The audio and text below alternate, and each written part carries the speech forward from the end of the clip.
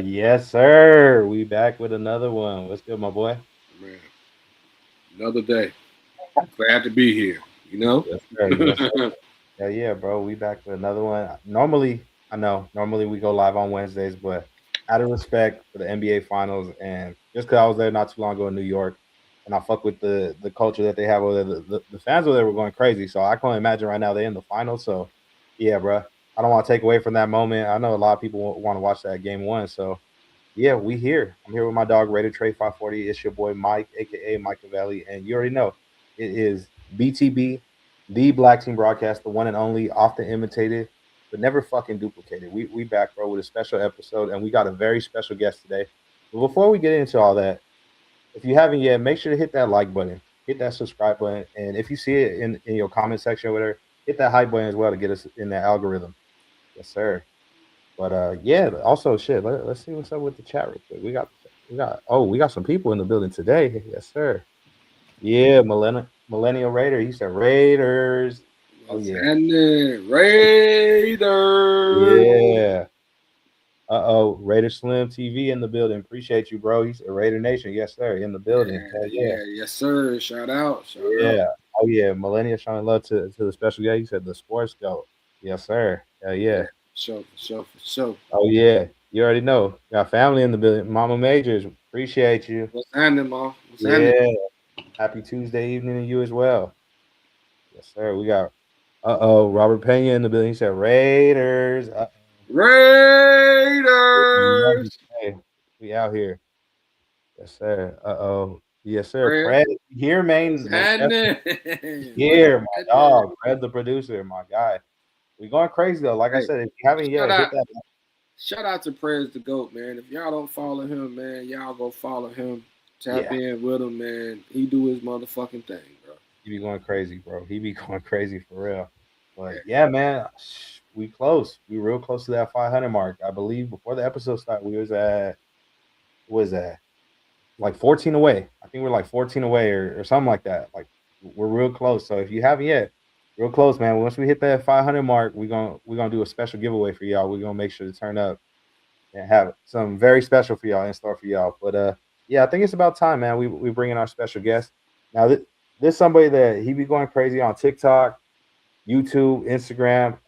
I mainly see. So some people may have seen his content on TikTok. I actually first seen him on Instagram, and bro, content is different to say the least. Like it ain't like other people. It's genuinely his content, and I fuck with it because you could tell he 100% being him all the way through. But without further ado, man, uh, I'm gonna bring out my guy, representing Hood Commentary podcast from his channel, the man, the myth, the legend, the sportsman, yo, yes sir. What's What's happening? poppin', man? What's What's good with y'all, man? What's poppin' with it? what's happening? Appreciate you. I'm gonna adjust the screen real quick. Man, I'm over here trying to make it happen like Joe Jackson, man. You already know, man. For sure, Tapping for in. sure. For sure. Yeah, first, Appreciate you coming in here, tapping in with us for sure. Yeah, yeah, you already know, man. Appreciate y'all having me in here. Appreciate the invite, man. And y'all make sure y'all go ahead and check out Hood Commentary where the game is trilling. It's never the ordinary, man. Check it out. most definitely, most definitely. But yeah, man, shit. I'm happy to bring you in here, bro. I'm excited to talk football, especially with another fellow content creator that's from Southern California as well, bro. So I gotta ask, and I'm sure most of us from Southern California got the same story, how origin story. But how did you start off becoming a Raider fan, bro? Shit, I became a Raider fan, man, because my pops was a Raider fan. My Yep. pops was he was an Oakland Raider fan, and then we I was born in South Central. So me and Pops used to have he used to have season tickets and shit. We moved out here to the IE to Okay. West Yeah. Rubidoux. We was over there in the IE, and then my pops still worked in LA, and that's where my grandma still stayed right there on 60th and Normandy and Broadway and all of that shit. So we would still go to all the Raider games. So you know what I mean. That's Mm. what tripped me out about the Raiders is, of course, I watched it with my pops and shit. But when I go to the games as a little kid in LA, I would just know that was the first time that's the first time me as a kid seeing every race like together. You know what I'm saying? Like that's when I realized, like, damn, I mean, you seen Asian motherfuckers, you seen white motherfuckers, you seen gang of Mexicans, you seen everybody, and it was all love because it was all one team. It was all one gang. You know Yep. what I'm saying? So that and then seeing people get their ass whooped in the bleachers and shit, just being a kid loving that shit. Yeah. Yeah. Like I was like, yeah, this shit is for me. This is my fucking team. And since then, man, it's been in the blood, man. That's what's That's up. That's what's up. Hell yeah. So you gotta actually like watch like games at the Coliseum, like at that age where you were able to understand football for sure. For me, Yeah. it was okay. So for me, I didn't get an experience like going. So I did get to attend games at the Coliseum, but I was a baby, so I didn't really know what the fuck was going on yet. Okay. Really, not until like 02, 03, like when I was like in elementary school and started playing football. That's when I started to understand football. Unfortunately, it was only a couple good years of football at the Coliseum, and then shit was down bad after that. It was fucked up. So you making me feel old as fuck, bro. I ain't trying to fucking put my age out there like that, but let's put it this way. I was at the game when Bo Jackson got hurt. Oh shit. Hey, look, bruh. Hey, It was look, I ain't gonna say shit, but it feels good to not be goddamn that motherfucker. Hey, Cause I'm usually on here, bruh, and they like, oh shit, bruh, you probably seen this, you probably seen that. You know what I mean? So like it feels good, that- bruh. that's Pause crazy. to not be that guy on this I one. mean, hey, it's cool to know though. We got somebody on here that done seen all three Super Bowls. That's what's up though. Yeah, that's what. Hey, I yo, remember that shit. I love to hear it. I'll fuck with I you. love to hear it. I was too young to see all the Super Bowls. But I would always look at the tape and all of that shit. But Yeah, I was at the Bo Jackson game where he got hurt. We had season tickets that game. I was at that Cincinnati game. okay. I remember that shit. Like I remember looking through the binoculars because we ain't had no bread like that. I remember looking through the binoculars and seeing Bo Jackson on the sideline with his kids and being because I was a major Bo Jackson Marcus Allen fan. So I'm looking Yeah, like, damn, this motherfucker really hurt, man. And that happened to be the last time. yeah, man. That must have been traumatizing too. Like I can imagine like a lot of people like I wouldn't say it too much just because I wasn't really too keen on him, but a lot of people from my or fans from my generation, a lot of them would say 2016 that Christmas Eve game when Carr got hurt. That was a lot of people's like, man, what the fuck moment? Like, oh, That I was was there for that game and shit. that was fucked up. You say you was there for that game? I wasn't there for that one, nah. But I remember watching on TV. Nah, the game that I seen where he got hurt that sucked was in Denver. The game where he like fractured his back or whatever. Oh That yeah, yeah. yeah, I was at that game, bro. That was like my first road game as an adult. That shit sucked. I was like, damn, this one got hurt. No. Yeah, that motherfucker was indestructible though, man. He got so many injuries and wasn't missing games, man. Hey, man, Yeah. shout out Derek Carr, man. He'll never ever get the respect he deserved. Motherfuckers be acting like he played for a competent organization. They be trying to style on him. They be trying to style on Derek Carr, bro. I agree with that. He had. Let me tell you like this, man. He had nothing to work with. You look at Aaron Rodgers, he had somebody. You look at Tom Brady. No, I ain't gonna say Tom Brady. He the only one who did his thing without having somebody. Besides that, Peyton Manning had somebody. John Elway had somebody. Who the fuck Derek Carr had? He had nobody for years and years and years, but new coaches and new coordinators, and he still 2021, bro. That team would have went somewhere because he still had no number one wide receiver. He just made one thing. He's made it. One thing Derek Carr did. What's up, brother? One thing Derek Carr did was make everybody better, just like Aaron Rodgers did, except for he don't get the credit for that because he didn't have no number one wide receiver. Henry Ruggs was on his way. Oh, yeah, Ruggs. That's what I'm saying. He was making him a number one receiver, but I'm saying he was on his way. Yeah, Ruggs was dope.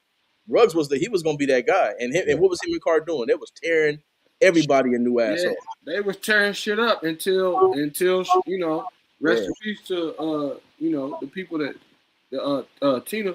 But like that team right there, Darren Waller, Josh Jacobs, ready. Henry Ruggs, like that team was legit. Like that was the team that he had, and we had a defense that year. Yeah, you know what I'm saying. Bro, we had a squad. They played real good under Gus Bradley, man. That 4-3 with no blitz. We had the most pressure in the NFL with the less blitzing. You know what I mean? That was Yannick and Max was murdering shit. That was the only person that Max had on the other side that I felt like they was having a party at the quarterback. Yeah, you know for sure. What I mean? And Kuntz before he got hurt. Kuntz was he was becoming that guy.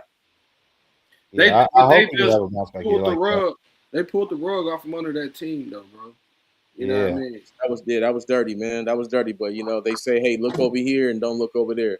Now, Carr had some shit in 16 too, though. Oh, with Crabtree and Cooper. Yeah, anytime he had anything, balling. Yeah, that's a good question. Yeah, we got a good question. What team y'all like more? 2021. 2021 for me. Yeah, I'll say 21 just because I don't know. Like obviously, that shit was loaded. Yeah, like it was a crazy season in general. Like the way, like the turmoil, all the shit that went down midway through the year, and then just the way the team stuck together and played through it, and we found a way to make the playoffs. Like that shit was cool. Was cold, bro. People forget they had to win like 6 out of 8 games to make the playoffs. Remember that game at the end of the season? Remember that game against the Colts? Hunter Renfrow. He caught that bitch. Hey, look, we thought he scored a touchdown.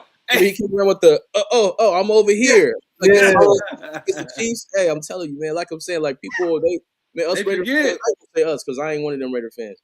They just fucking don't understand what Derek Carr had to deal with, bro, and how good he actually was. You give him somebody to play with, he was good. Like Hunter Renfrow was cool at Clemson. He wasn't no star. Carr made him a star. Yeah. Fucking Darren Waller was a fucking practice player. What happened? Put him over there with Carr and made him an all-pro. Like, you know what I'm saying? Like, give him somebody the ball, he's going to ball. But he's never gotten that credit that Aaron Rodgers got for making Tunyon somebody, right? For making Nelson somebody. Carr never got that credit. He's got a lot of guys paid. Remember he got fucking what's his name? What's my guy's name from Philly? Nelson Aguilar. Yeah. God, SC. He got plenty of people paid. That's a fact. Dogs. Made him somebody and got him paid. Yeah. I think my issue with Carr really wasn't like. I think it was just like I get it. Like we had bad teams and shit too, but also it's like he wasn't the problem, but he also wasn't the solution either. Like he was like the one. I guess you could say the what's the word like every single time, like no matter what, he was like the one factor that was always there. You get me?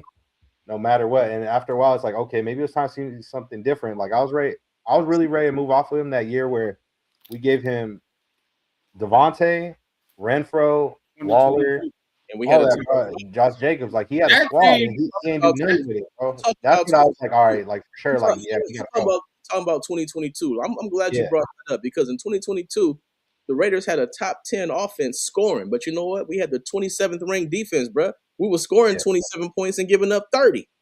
Remember when everybody thought that the Chiefs was indestructible and we couldn't run on them? Jacobs ran all over his ass. Devontae had over 100 yards. Like, give him some people. He gonna ball. We lost to him on a collision. Yeah, in the 2-point conversion, some bullshit. But let's give it to Josh. All I'm saying is, like, when you look at what this guy went through, bro, like, and a lot of people who felt like you, they're like, move on from Carr. Yeah, how y'all like that now? How y'all like that now? Trash. I mean, it's cool. Trash. They had many moments to address it. That's where they fucked up. Like for example, that year when it was Bryce and CJ, they were in play to trade up to number 1, and they fucked that off at the last minute just because they were having mixed opinions on quarterbacks. Like, if they were smart, they should have just said, "Fuck it, make the trade, and we'll figure that shit out once we get to that." And that's on punk ass Dave Ziegler and trash ass Josh McPuss. That's what that's on. Them trash ass mother. They destroyed the team. But my thing is this: tell me this: if you got an offense that's scoring in the top 10, top 12, what the fuck makes you get rid of the quarterback? Fix your fucking defense. How about that?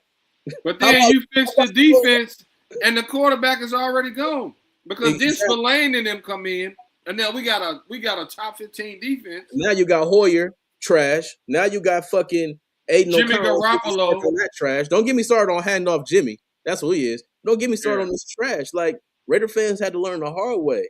Gardner Minshew. Yeah, Gardner fucking. Are you fucking serious? None of these guys can even fucking hold Derek Carr's jockstrap. But at the end of the day, it was about 4 seasons. It was about 5 seasons where it was Derek Carr, Patrick Mahomes, and Aaron Rodgers were the only quarterbacks to throw for 3,000 yards, 10 picks or less in a row. Like, but with no defense, and all them guys had number 1 wide receivers. He had no wide receiver. Like, if we would have actually did the right thing for Derek Carr, we would have fucking won. Because we seen what it looked like when we do the right thing for him. 2016, we won. And Geno Trash-Ass Smith. 2016, we won.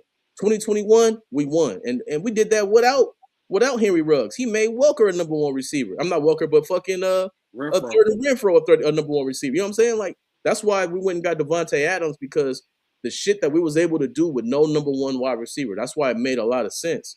Yeah. And then you brought in the wrong coach. That's it. You brought in the wrong coach, and he fucked everything up. He fucked us over, man. He was mad that Josh Jacobs ran that motherfucking touchdown in Seattle. Because he didn't want Derek Carr to have any control at the line. What veteran you don't want to have control at the line in his fucking 10th, 11th, 12th season? What are you talking about, Josh McFucking Puss? That's why I can't stand this. McFucking Puss, bro, is fucking legendary, bro. We gonna flip that shit. It's Josh McPuss. It's Josh McPussles. Those are his names right there. Jimmy Garoppolo. I still fully believe they fucked over AP, bro. Too. I ain't gonna lie to you. For sure. They ain't give him a real bad hand, bro. He was a real bad hand. Yeah, they said, "Hey, AP, we're not gonna go to quarterback. Have Aiden O'Connell and Gardner Minshew thug it out." What the fuck? How am I supposed to then you should have started Aiden O'Connell over Gardner Minshew, if we just being honest. Bro, but how could you? Do you not remember the preseason? Aiden O'Connell was fucking horrible. That's where the battle was at. He lost the battle. Gardner Minshew didn't look much better to me. But Gardner Minshew had the bigger plays, if you remember. He was the only one who got the ball downfield. Aiden O'Connell threw pick sixes all preseason. But at the same time, Aiden O'Connell knew everybody on the starting lineup, though. And what did it do for him when he got in there? Trash, nothing. Man, when he came in, he looked decent, and then he got hurt because he tried to run and he knew he couldn't. Aiden O'Connell, you ain't got a running body. Look, I'm gonna tell you, like, don't be. I hope you're not one of those who've been fooled. Like, when Aiden O'Connell was a rookie, that rookie preseason, I was an Aiden O'Connell fan, bro. We was like, hey, we got something here. We got something. Run down. Yeah, shout out my dog Run Down in the building. But when the season started and he had his opportunity, bro, think about this. Real quick. Think about this. Mm-hmm. You're Aiden O'Connell. You're gonna be given the keys from Josh McPuss because he hate Derek Carr that much. You're getting given the keys. And the quarterbacks you got to beat out is Ryan Hoyer, trash, right? Yeah. And hand off fucking Jimmy, who was coming off a foot injury, trash. And you had Devontae Adams, you had Josh Jacobs, you had Hunter Brim, you had weapons. Where the fuck were you? There's no excuse for this man. That's why I don't want to see him ever again. Ever again. I don't want to see fucking Aiden O'Connell ever again. He need to go ahead and play for the practice squad somewhere else because he's fucking trash. Hey, I'm a honestly, bro. I can't. Hey, I gotta go back on that one because Aiden O'Connell, he wasn't the best. He wasn't the best. Nah, he wasn't. But Aiden O'Connell, bro, Aiden O'Connell done better than Gardner Minshew. He did better than Gardner Minshew and Jimmy Garoppolo. What does that say? But he didn't do good enough to. He didn't do good enough to secure the position. He wasn't supposed to. He wasn't that type of quarterback. Yeah, but he was drafted to be that. They was looking at Aiden O'Connell tape during the fucking season. Nah, he brought it. They said that Dave Ziegler, Josh McPuss said that Dave Ziegler was showing him film of fucking Aiden O'Connell. That's crazy. In week 14. In week 14, bro, he's saying this shit. Hey, look, this is how you know we in the offseason, bro. We really debating fucking Aiden O'Connell right now, dog. But no, we not debating that shit, bro. We just talking about like Aiden O'Connell, bro. Like he did what he was supposed to do at the time he was supposed. He's a backup. He's not supposed to be nobody to take over. No, do not. You're cool with him being a backup. Do not pull up that comment. We didn't rate her to go.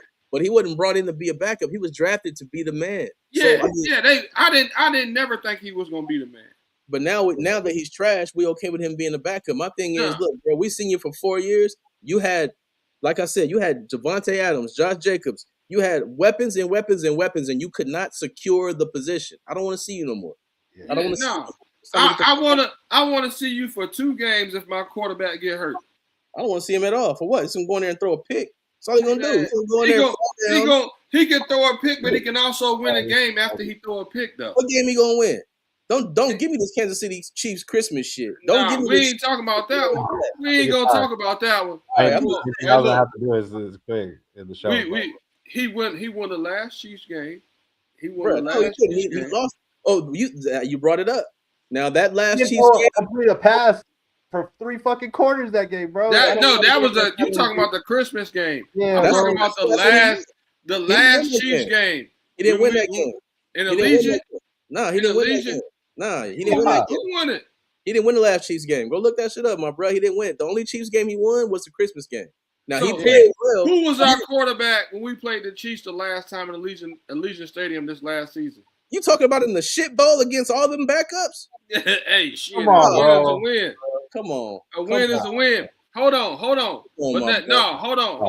bro. Because just could I have 1, 2, maybe 2 drinks sometime? What, I'm an alcoholic now? There you go with that one. But Aiden O'Connell done won some games outside them Chiefs games. Bro, I'm gonna say it like this: the games that people talk about was the Charger game in Allegiant. I was at that game. The Charger game that was a dunk. Yeah, them games was all backups, trash, pure trash. They weren't even fun to watch. I was in the win club watching that game, and it wasn't fun because we were just beating up on the super duper sorry teams with third string. It was terrible. What was our record? What was our record at the end of that season when he came in and started though? Trash. No, we won 8 games. We ended up winning 5 games with him, bro. Aiden O'Connell won 5 games. That Christmas game was one of them. How many games we win total that year? That motherfucker. We went 8-9. We went 8-9. We went 8-9. That's what got that shit. First of all, shit is what got AP hired. That's crazy. That shit was got AP hired. Because bro. Oh man, we really debating AOC right now, bro. I'm just saying, bro. Is he even gonna earn his shield this year, bro? Is he even gonna earn his shield? Shout out my homie AP, man. Shout out my homie AP. He know what it is, man. He know what it is. I've talked to this man. Yeah, hold on. I got. Shout out AP, man. He know he had nothing to work with. We talked about it. Yeah, 100%. He saying, did the next year. Is AOC even gonna earn his shield this year, bro? That's the real question. Yeah, is he gonna earn the shield? AOC don't need to earn nothing but a kick in the nuts and get the fuck out of fucking Las Vegas. He's fucking. Yo, there's nothing there. There's nothing there, man. Have a whole bunch of kids lined up and kick him in his nuts and say, "Get the fuck up out of Las Vegas." We don't want to see Aiden O'Connell, bro. For what? Man, you get the fuck out of here, bro. It is. I'm just saying, bro. Like for 2-3 games, bro. Ain't no Connor win you 2-3 games. If something happened, if anything. The opportunities he's had though, bro, he's had opportunities to take the reins and be the man. I don't want to see him, man. If we just gonna have a backup quarterback, let's see what we got in this Baylor young quarterback. Let's see what we got in any other quarterback in the fucking world besides what we know we're gonna get from this motherfucker. Oh, I hurt my pinky, I'm out. I'm gonna throw a pick six. I'm sick of that motherfucker. Honestly, I don't want to. I'm gonna be real with you. I do not want to see Aiden O'Connell touch the field at all. Never. At this point, as a QB3, I don't see an issue with him being like an emergency quarterback. You feel me? Exactly. That's all I'm saying. Like that's cool. Like if he's the emergency quarterback, cool. But at that point, you get me. If he sees the field, it's over with. Like the season's done. We're fucked. But I'm confident that he can be competent enough to do a game, though. That's it. He got murdered last year in the preseason against the second string team. Why would make you any confident about anything? And he got hurt that game. Gino got murdered too. Gino's trash. He's been trash his whole fucking career. That's what I'm saying. We didn't have nobody that didn't get murdered. Bro, we had Chip Kelly. We had Chip Kelly calling bullshit all fucking year, bro. That was a horrible pick in the first place. I didn't like that shit. When they picked up Geno Smith, I did a video said this is my nightmare because it was. I was a fan of Geno Smith at West Virginia. West Virginia with him and Tavon Austin, I was a fan of Geno Smith. They were lit, but that's your nightmare though. That was my nightmare, bro. I was like Trey on Boys in the Hood, man. I was fucking swinging and shit. I was mad as fuck, swinging at the air. I couldn't believe it, man. I was like, "What are we doing?" No. That was my fucking nightmare, man. My nightmare was Jimmy Garoppolo. That was my other nightmare. When I seen we got this bitch ass nigga, bro. A lot of people didn't believe me, bro. Everybody thought, oh, we're still gonna draft somebody when we signed Jimmy, bro. That offseason. I already knew season was over. That was it. Like all morale, everything was done. Only thing I can remember was that pass he threw in the Super Bowl with the 49ers, bro, when that shit fucking wide open in the fucking air, bro. I said, yo, get this nigga the fuck out of here, bro. You know when I was done with That's when you do that. Get the fuck out of here, bro. But you know when I was done with that motherfucker, man? When people was trying to tell me, Raider fans were trying to tell me, I was already done with them because I was already watching shit. But what made me upset when Derek Carr was gone and it was like, we're getting Jimmy Garoppolo. He's a winner. I'm saying he's a winner because he beat Aaron Rodgers by throwing 7 fucking passes. Do y'all watch the fucking game? Oh, get the fuck out of here, bro. Bro. He beat Aaron Rodgers by throwing the ball 7 times and handed it off 35 times. You get credit for that? Bro, when we signed that weak ass motherfucker Jimmy, bro, oh my god. Brother, what's that? What's that, brother? That's funny. That's funny as fuck. You should have showed a picture of a fucking dumpster, man. Because that shit was fucking trash, bro. I couldn't believe it. I was so mad, bro. And I was so mad at Raider fans trying to convince me and tell me. And that's where I came up with the name Handoff Jimmy. I said, the only thing he did was hand the ball off, bro. That's it. They were trying to convince he handed off the ball with the best defense in the NFL. Get the fuck out of here. They were trying to convince themselves, bro. Yeah, that's all they were trying to do. And I'm never gonna do that, bro. If shit is trash, shit is trash. I ain't never gonna lie about it. I don't give a fuck. I'm not gonna. I respect the hell out of that. That's 100%. Though. So obviously we know the QB situation been trash for a lot of years now. A lot of Raider fans this offseason have had a lot of excitement about the kid that we brought in, Fernando. I want to know your thoughts, bro. How you feel about young Fernando? Fernando Mendoza. Let me tell you like this. Young Fernando. You gotta say it the right way. Fernando Mendoza. Look. Fernando Mendoza. I'm gonna tell you like this. I was doing some videos and shit on TikTok and I was trying to figure out who was the best quarterback coming out. And I actually hit up Antonio Pierce. This is early in the season. And I asked him, I was like, man, who's the best quarterback coming out? Is there any quarterbacks you fucking with this year? This is early, like I said. He told me no quarterbacks, O-line, D-line. And I was like, okay. Then I just started doing more things and checking more shit out. Then some Raider fans hit me like, bro, Fernando Mendoza. And I was just like, man, sound good. Let me check this shit out myself. So the first Fernando Mendoza game that I watched was against BYU? No, Penn State. When he threw that back that shit to Amari Cooper in the back of the end zone? Was Omar. it? Yeah, Amari and Cooper. Yeah, was that Penn State or was that BYU? The Penn State, huh? Penn State. When that was the first game I watched, and I was like, okay. And then I watched every other game since then. I watched Ohio State, who was the best defense. I watched against Oregon. I watched all these games. I'm like, yeah, this motherfucker, he the truth, man. He the truth. Fernando Mendoza, he's the truth. So this is, to me, this was the best move when you talk about a quarterback. And I don't want to hear nothing about if he was in 2027, he would be the seventh quarterback. Shut the fuck up, because he was better than all of them motherfuckers in 2025. The fuck are we talking about? In 2025, he was better than Dante Moore. He was better than fucking old boy at LSU. Everybody thought that was gonna be good. Fernando Mendoza was better.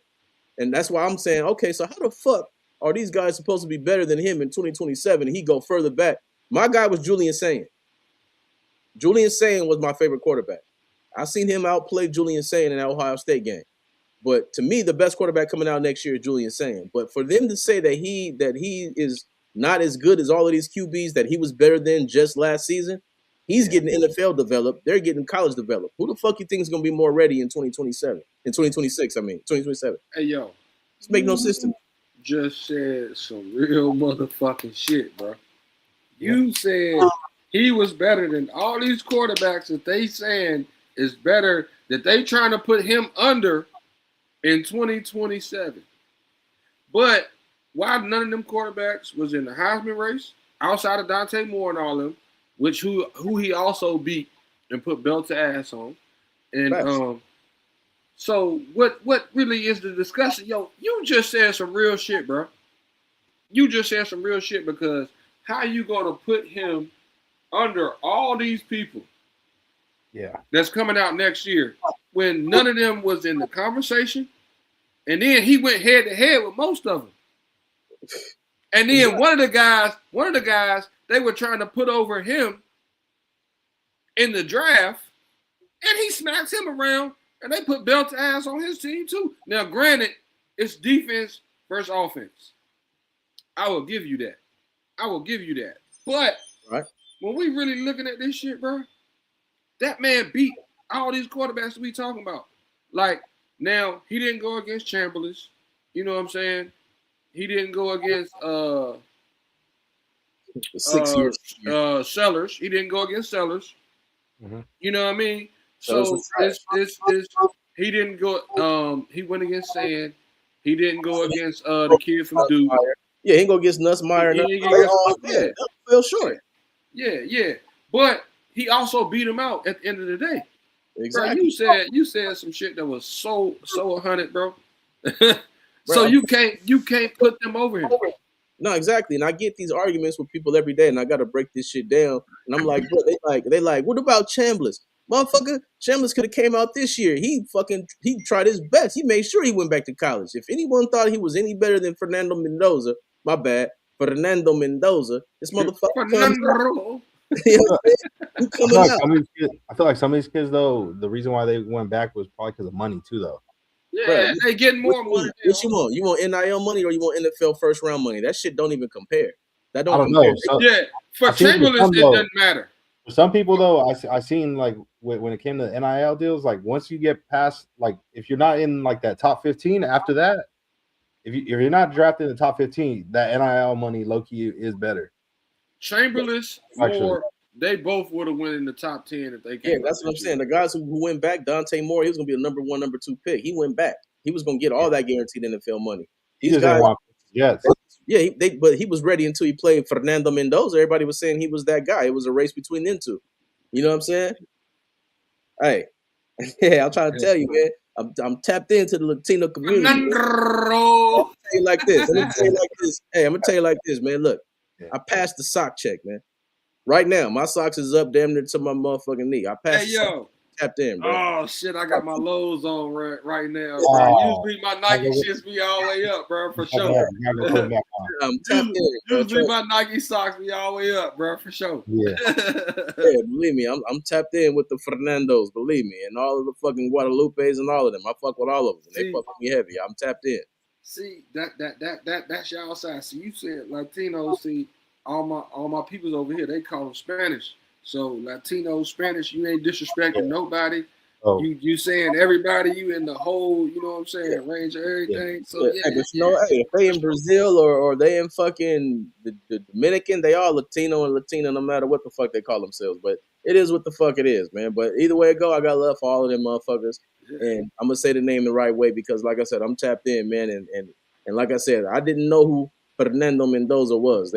Raider fans put me up on him, and I watched every game. And look, like you said, granted, he don't play Mendoza 1-on-1. They play against defenses, but you know what? Every defense who fuck said that Indiana had the best defense? Nobody. Who said the Ohio State had the best defense? They said they shit was an actual like top college defense of all time type defense. And what happened? He did that thing to him. And like I said, Indiana don't have the very best defense. They was the oldest team. I don't give a fuck. I went to the play. I'm gonna go play basketball at the park against motherfuckers older than me. That don't mean they was fucking better. The fuck out of here. And where the fuck is and tell me this, bro? Where the fuck is this old ass team at in the first round? Omari Cooper, where everybody else at? That was so good that gave them such an advantage. They didn't even fucking get drafted early. Fuck out of here, man. oh my God. Hey, what was them niggas that played against IMG Academy? Them motherfucking. What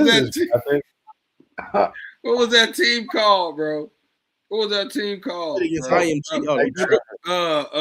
was that team called that played against IMG Academy? They still beat them by 50, and them niggas old as fuck, bro. Exactly. That shit don't mean shit, but they come up with every excuse, bro. They come up with every excuse. I'm like, bro, just because they older don't mean shit. I remember being in fucking 10th grade going up there and whooping motherfuckers who's, you know what I mean? They like 19, 20, 21 on the court. That don't mean shit just because you older, bro. That means nothing. All I'm saying is no one considered Indiana a top-notch defense, and yet Mendoza played against better defenses when he played against these better quarterbacks, and he outperformed these quarterbacks. What's the excuse for that? There is no excuse. He just was just better than everybody else. And it's not our fault that Nussmeier didn't live up to the expectations. It ain't our fault that, oh boy, you just brought up from Mississippi. Yeah, they all fell on their face.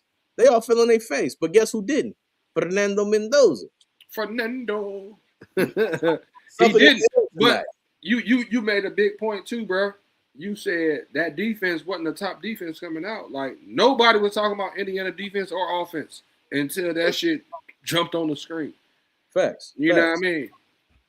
Facts. So, and now you got motherfuckers saying, it wasn't Mendoza, it was the system. I said, how many motherfucking championships that coach won before Mendoza? Crickets, not one. Shut that shit the fuck up. Acting like it was Nick Saban he played for. If it was Nick Saban, okay. He's a championship coach with championship pedigree. What or the Kirby fuck? Smart. Or Kirby Smart. Exactly. Hey, Kirby Smart too. What the fuck did old boy in Indiana win before last season? Not a motherfucking thing. Not one championship. But yet they want to take the props away from young Fernando Mendoza, who fucking excelled when no one thought he would. Facts. Big facts. Yes, it's hate. It's pure hate. I'm against the hate. You left a quarterback out of that 2027 shit. I'm just gonna let you know right now. You left my main man Gunner. Who? Gunner Stockton. I know you fucking lying. I'm a Georgia fan, bro. So you know, right, bro. I'm biased, and I'm gonna be real with you. I think the best quarterback coming out next year, Jaden Maeva, bro. I'm an SC fan. So now my Gunner Stockton shit gets a little bit more credibility then. God damn it. Hey, I like Maeva a lot. I like Jaden Maeva a lot. I got a couple youngsters that went to school with my stepson. They at USC right now. I like Jaden Maeva a lot. Yeah. I'm an SC fan. Like every year he keeps getting better and better. Like I see the potential. Like, yeah, he'll go top 10. He ain't fucking with Julian Sayin. Julian Sayin is better than Dante Moore. He's better than. Hold on. You think he declared next year? I don't know if he declared right. He might fuck around and stay one more year too. Nah, he coming out of junior year for sure. If he'd have came out, if he was a junior this year, he'd have been the number 2 pick. True. Julian Sayin is a beast. I like that motherfucker. He been doing this thing since I first laid eyes on him. Like, this motherfucker's the truth. So we not gonna give Gunner no respect then? I don't even know what the fuck that is, my bro. I ain't even gonna lie. That's what y'all gonna do? Oh, damn, bro. God damn, bro. You don't know who Gunner is? Nah, I don't know who the Georgia Bulldogs are? Oh, of course. You don't know who You don't My know boy, who running. my boy JJ Hane there right now. He going into a sophomore season, defensive end there in Georgia.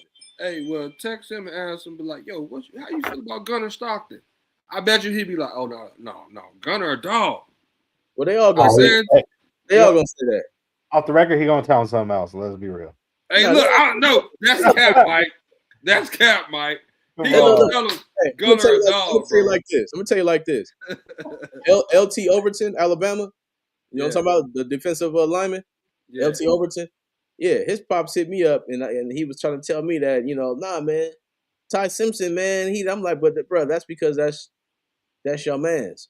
Ty Simpson, he ain't it, bro. He ain't it. He's not it. Chris Cole on 18, man. If I could ask him, I would really like to know because he's from my city. I would really like to know what his response was about. You know what I'm saying about Gunnar Stockton, but don't worry, y'all see him in the national championship next year. And then look, after he in the national championship next year, I'm gonna tell Mike, I'm gonna say, look, we gotta get bro back on here because I want to know if he know who Gunnar Stockton is now. You know what I mean? I'm fucking with you, bro.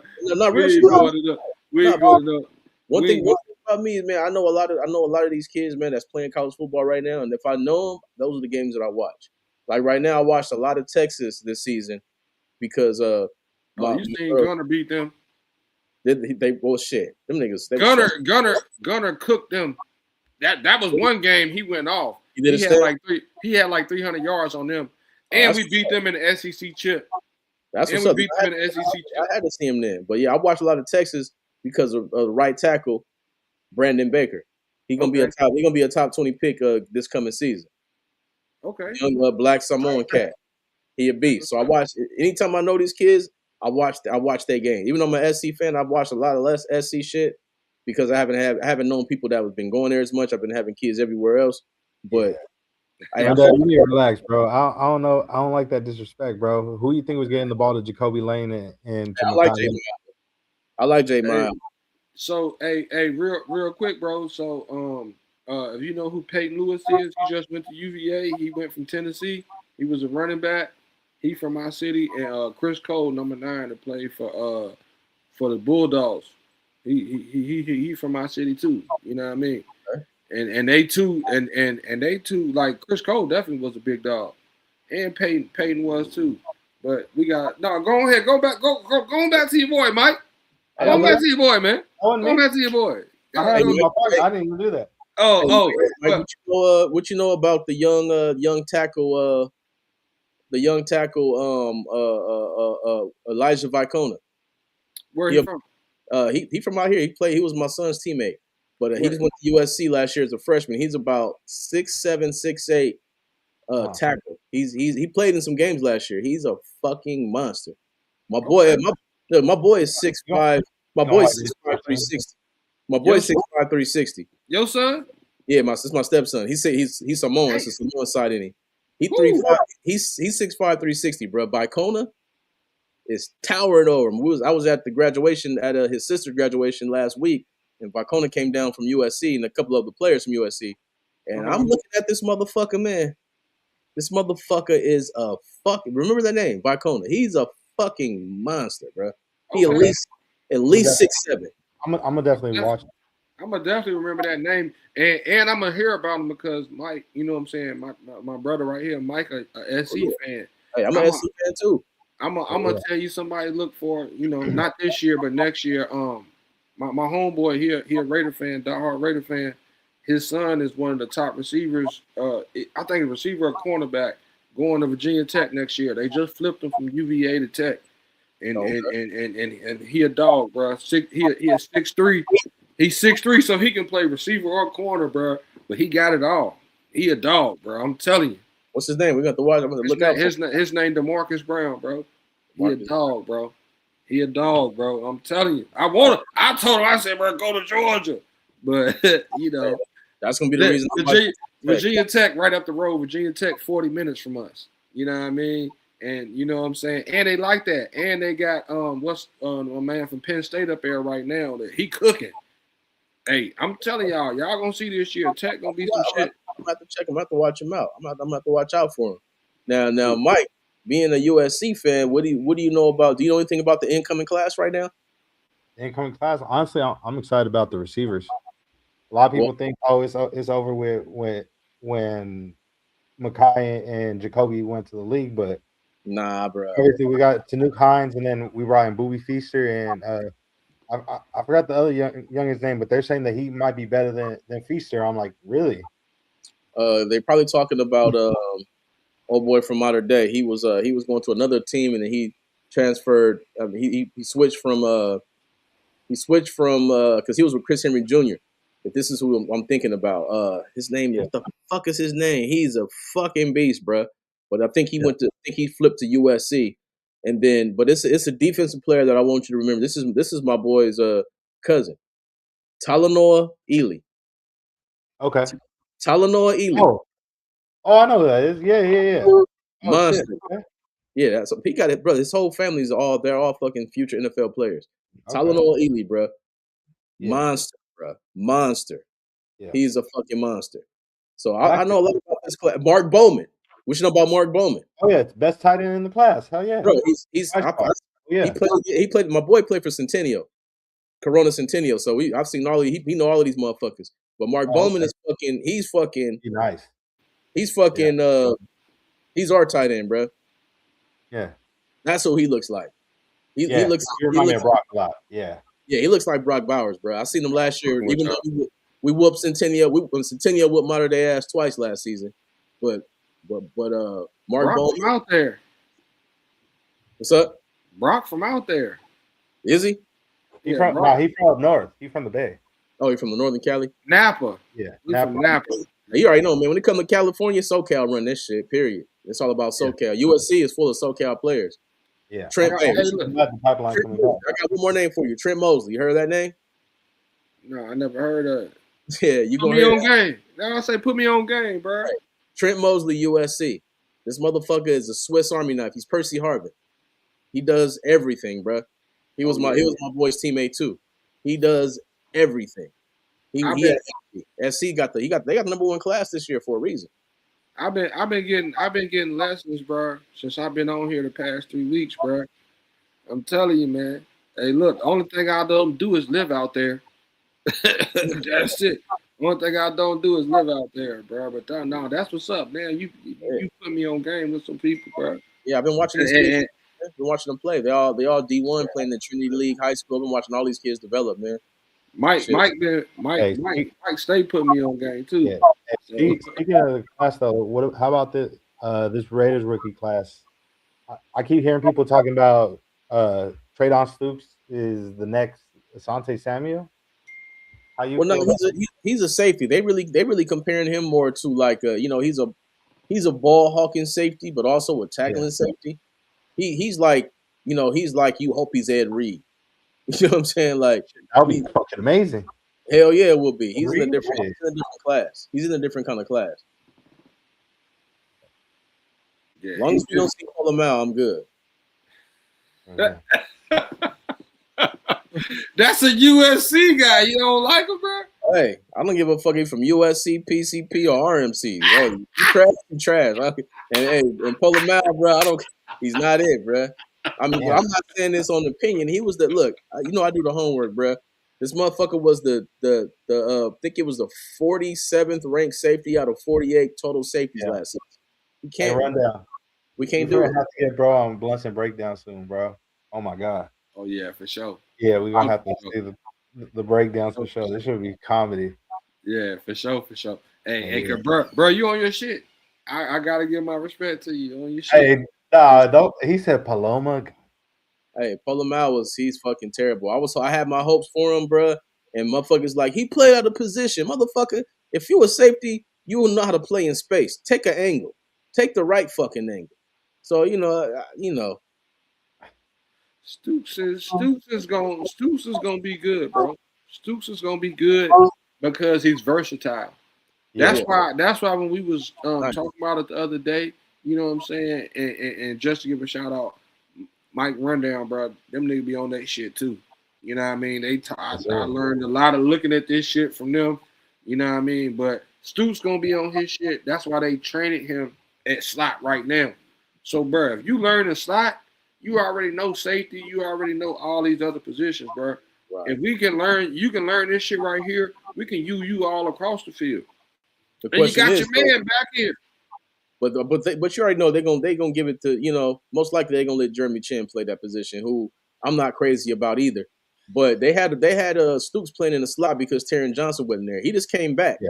Now Taron Johnson, he's right now he ain't been in camp because he don't got no guaranteed money on his books. Now, Yeah. so my thing is this: why, if you're the Raiders, why would you trade for him? You know, it ain't like they traded for him without seeing his contract. They seen he had no guaranteed money.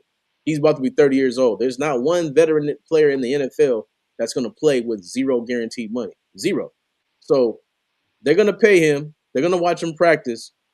That's your slot. He's an all-pro. When he's healthy, he's good. That's an all-pro.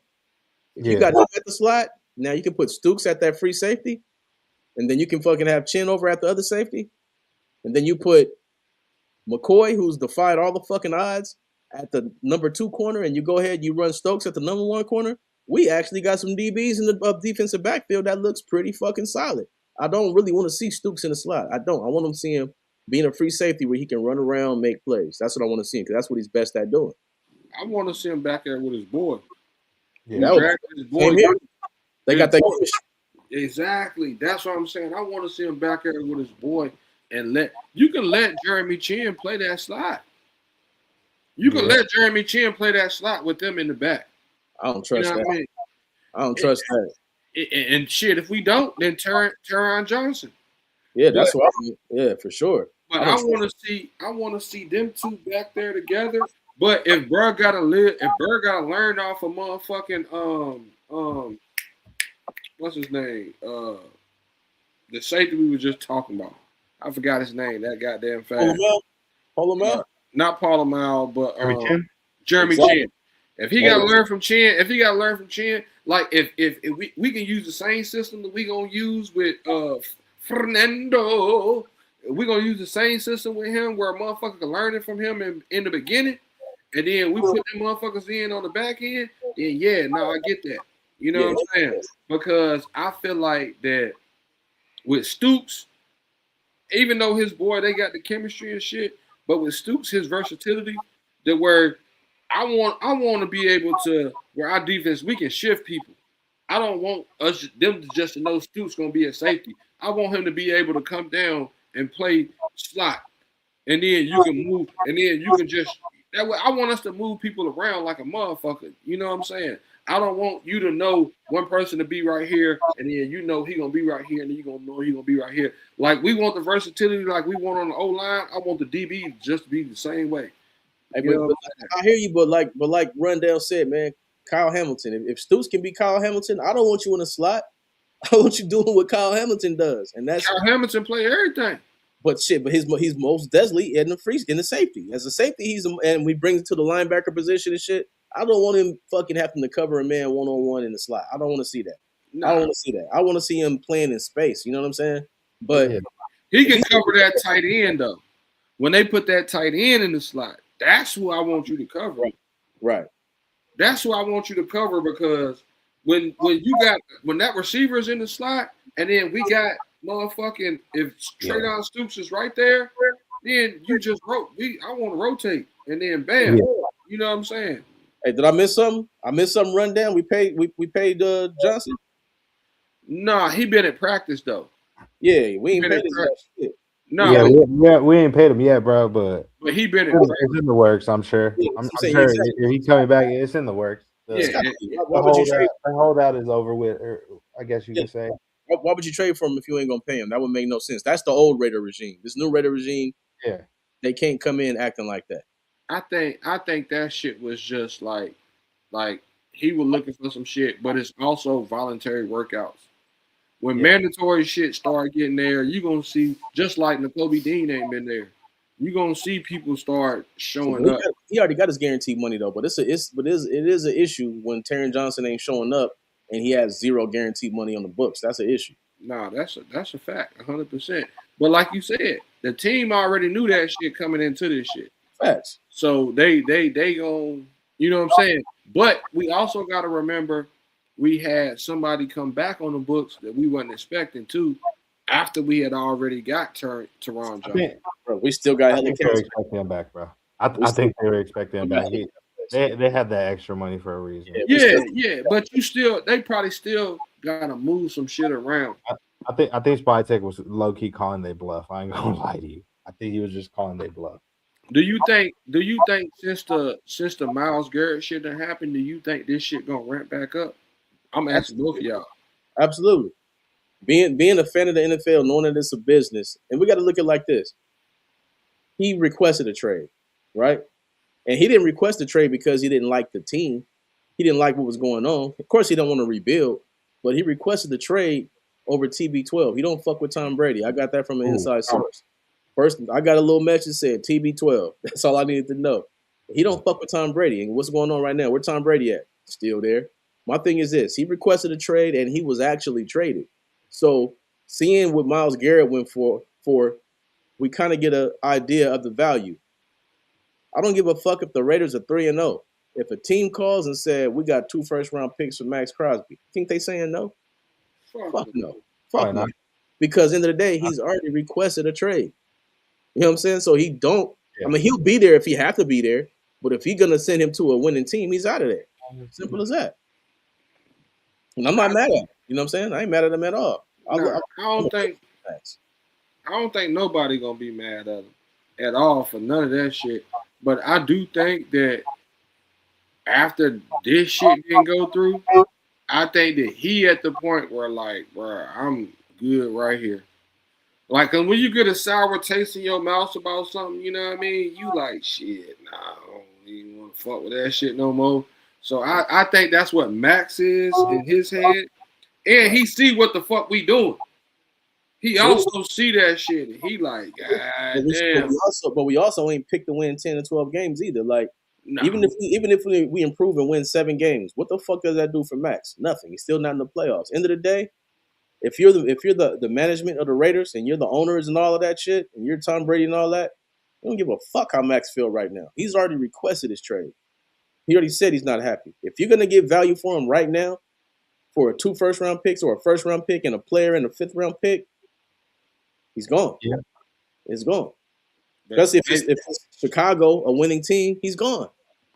It just makes sense. Maybe we can come out here and have a 7-8 win season, you know what I mean? And Max can have 12, 13, 14 sacks. The value just went up. But you looking at that 12, 13, 14 sacks like shit. Right. And we won 7-8 games. We won receiver. We won 2 players away. Because when we look at this shit, everybody's contract, we talked about this shit too, Mike. Everybody's contracts is 3 years, bro. Yeah. That Super Bowl is in 2029. Bro. So but shit. If Chicago call, you don't want to go there, they're gonna be in the playoffs. If Green Bay call, are they though? Yeah, they are. In Chicago, Chicago got the hardest schedule in it. Chicago got the hardest schedule in bro. Our schedule pretty tough too. I ain't gonna lie to you, bro. It is, but if Chicago already got it, bro, he's not gonna turn that down. Like, you know what I'm saying? Pretty tough schedule. Are they gonna be there though? Because they still got it, like you said, they still got to go through Green Bay. They still got to go through all them teams in that division, bro. Like, and them teams ain't gonna be somebody just gonna roll over and just, you know what I'm saying? Especially like you got Detroit, Green Bay. You know what I'm saying? I like them teams, but Chicago was better than them teams last year. All I'm saying, they're not gonna take a step back. Chicago beat us by 1 point, bro. On some bullshit. Early in the season, shit, we beat the motherfuckers who went to the Patriots early in the season. But Chicago also lost to other teams. Chicago also beat other teams by barely beating them. Like those 1 point games and all that shit, those shits can go a whole nother way, and then you a fucking 3-14 team. But good teams find a way to win close games. So you can look at it both ways. All I'm saying is they had Caleb Williams in the system for the first season. They had a coach coaching for the first time with his system for the first season. That team is going to be way better next year. And if you call Max Crosby week 3 and the Raiders are fucking 1-2, come on, bro. they're gonna trade him. At this point, they're not gonna care what Max say. And on top of that, you want to go with some what may happen? What if the Buffalo Bills call and say, we want Max, we're going to give you 2 first? Think he'd be like, nah, I don't want to go to Buffalo. I'm going to wait here in Las Vegas. He's fucking out of here. No, he gone. He gone. But at the same time, if we going off of what just happened, then they got to send somebody with him. If we going off of what just happened, because the Rams just got Jared Verse, who is an up-and-coming defensive end that's legit, that's all-pro, and they got a first, second, and third round. So, like, motherfuckers still got to come with some shit. Oh, for sure. They coming for Max. And they're going to do it, and it's going to happen. All I'm saying is Max is that guy, and Max know how I feel. Max is when it comes to pass rushers, Myles Garrett is the best in the NFL, period.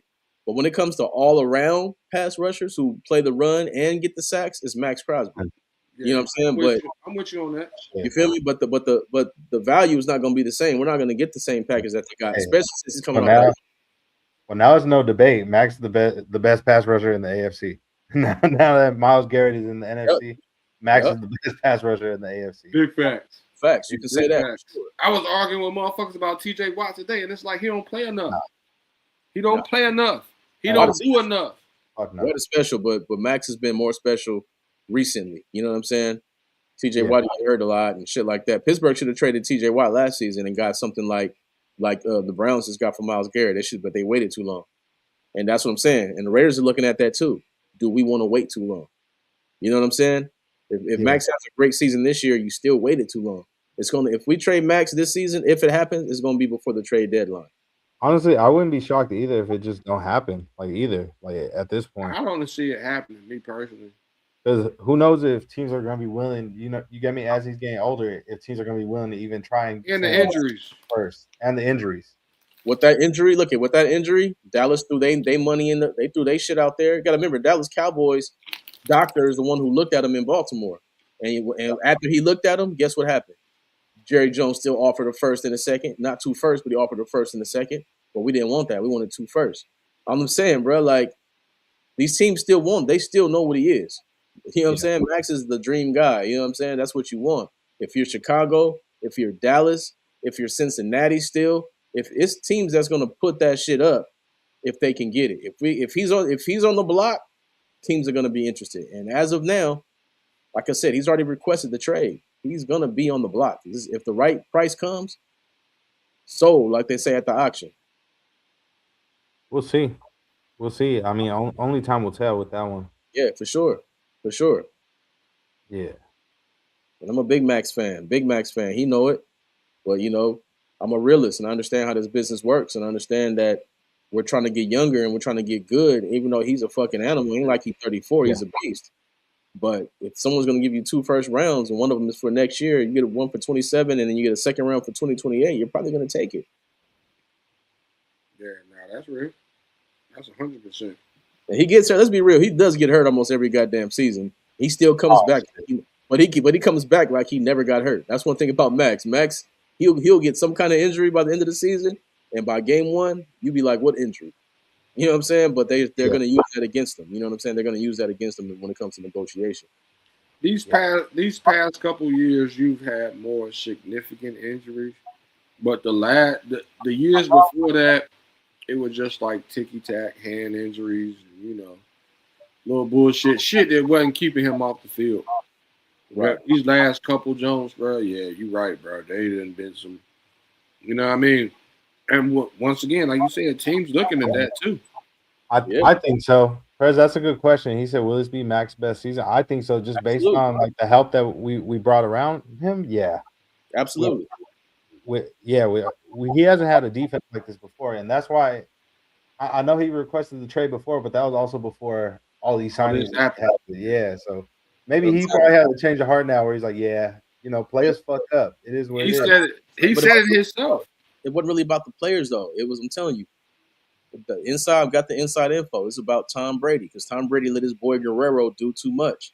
He's not feeling Tom Brady. You know what I mean? So it wasn't really the team. It was the motherfucker that y'all got in place, who's the golden boy now. You know what I'm saying? He wasn't feeling him. He loved his teammates. He wasn't feeling that motherfucker. So, you know what I mean? And he's still there. You can see that. You can definitely see that. Because think about it. If you think about it, like when Brady first got there, how many videos you see of Max talking about him? A lot. Show me a video right now. This motherfucker mentioned the word Tom Brady. That's the last thing he want to talk about on that fucking show. He don't give a fuck about no Tom Brady.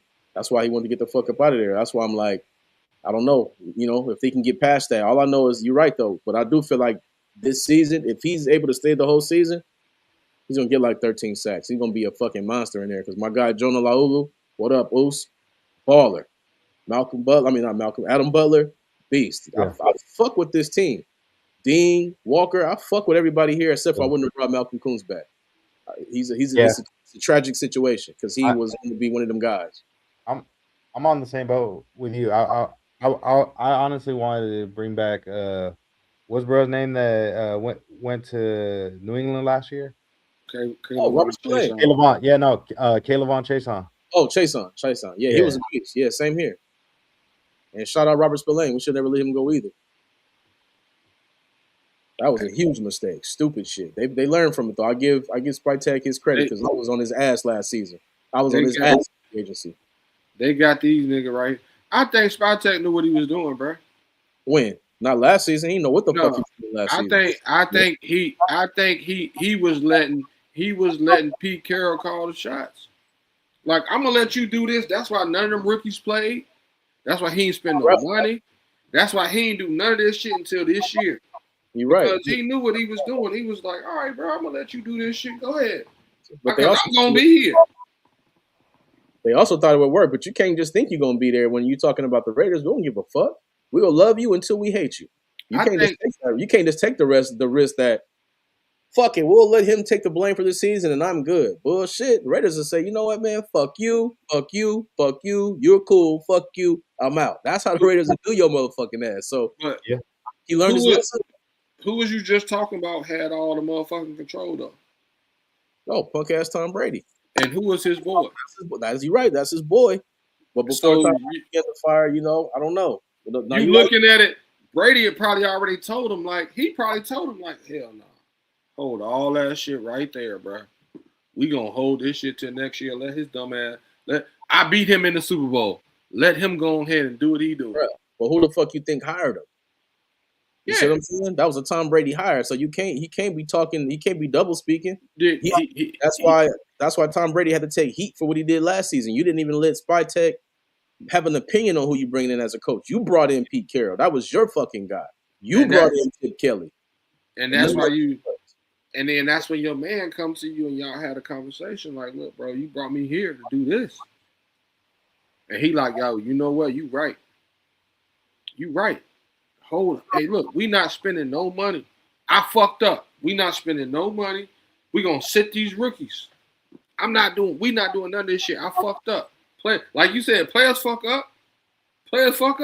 Hey, players fuck up for sure. Yeah, hey, yo, sit everything to the side. I'm going to stand on that. And I'm going to stand on this business when we go out in the media. Because you think when I look at free agency last year, bro, I'm trying to tell y'all, man, it wasn't nobody as mad as I was during free agency because it was weapons out there. We let my guy Robert Spillane go. We let Chason go. I'm like, what the fuck are we doing? What are we doing? And then we're going to bring in. And then the guys we signed were guys you could have got after training camp cuts. I was fucking pissed off. I'm like, how the fuck? But they really thought they were going to win. They wasn't lying. Pete Carroll really thought that was a winning team. Spytek was right there. They thought that shit was a winning squad. I'm looking at that shit. I knew that shit wasn't no winning squad. You know what I'm saying? That's why I was on Spytek as pause last season. I was on his fucking head because I'm like, first of all, you was the assistant pimp. You wasn't the GM in fucking Tampa Bay. You was the assistant. There ain't no proof that you know what the fuck you doing. You know what I'm saying? And that's why I was mad as fuck. I was mad as fuck. He ain't have a nail nutter. Not nail nutter. Yeah, nutter. That's what he was. You know what I'm saying? Yeah. But you were the assistant pimp. That's why I give him credit for this season, though. You know what I'm saying? That's why I give Spytek credit because he learned. He understood, like, okay. On top of that, Brady, too. Brady got to be under fire for the bullshit moves that was made, too, because he acted like he knew what he was doing. You're a fucking quarterback. You ain't no executive. The fuck? Since why you get this cachet like you know what the fuck you doing? You a fucking rookie. He was a fucking rookie. I want to hear that shit. I don't give a fuck. He played 29 years in the league. You're a fucking rookie at what you're doing right now. And Tom Brady fucked us. Pete Carroll fucked us, and Spytek fucked us last year. But it's water under the bridge. Yeah. Spytek made up for it this year. For all the way, 100%. Spytek made up for it this year. I'm all in. Now it was one thing I before we move on. This is one thing that I did not like. I liked everything they did. It was one move that I was disappointed in, but it turned out to be. I know it's gonna be a good player. Which one? I was screaming, please, please, please, please, please, don't trade the second round pick, please, please, because they did that shit. Yeah. And I'm looking. I'm like, okay, we're going to the 3-4 defense, all right. So what's the main thing you need in the 3-4 defense? A nose tackle. Bruh, we had the best nose tackle sitting in our lap in round 2, and it wasn't McDonald from Ohio State. It was motherfucking Lee Hunter from Texas Tech. That motherfucker is Warren Sapp.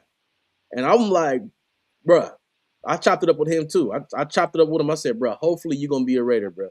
Hopefully you're going to be a Raider. This motherfucker's Warren Sapp, man. If we would have got this motherfucker in the second round and moved some shit around and still got Stooks in the second round. Honestly, I really wanted McDonald, or I would have been cool with Lee Hunter. But the person I really wanted in the second round was Denzel Boston. I was pissed we didn't go receiver. I ain't gonna lie. I knew they wasn't going receiver though. I knew they wasn't gonna do that. I know they wasn't gonna go receiver. I feel you though, because Denzel Boston gonna be good in Cleveland. But I'm just thinking, like, if we're gonna, like right now, I like our defense, but guess what? We're weak in the middle. And Jonah Laulu, that's my guy. Adam Butler, that's my guy. But neither one of them motherfuckers is Lee Hunter. Lee Hunter he got the hands. He moved too fast to be as big as he is, bro. And that's what you need. And you imagine the pressure you get from him, and you got Max off the edge. You looking at you have a top 10 possible defense. I kind of like that. I kind of like that kid we got, low key. I'm not gonna lie to you, even though it was a later round pick, Cleveland. Me and Rundown actually went over his film on Blunts and Breakdowns a couple weeks ago. Yeah, he's solid. For being a smaller D tackle, he actually legit, like his technique and everything. He nice. He has potential. He played at North Carolina State. I think. Oh, okay. I did see some shit. See some shit. Now he looked pretty solid. But I mean, my thing is this the draft, and you switching the team. You want special. If you have a chance to get special, you get special. And I felt like we passed on a special player. I feel like watch Lee Hunter in Carolina. He's gonna be a Pro Bowl type of player. Maybe not his rookie year, but in the next few years he's gonna be a Pro Bowler. He's Dexter Lawrence. He's Warren Sapp. He's these guys. He's one of them guys. I was really hurt by it.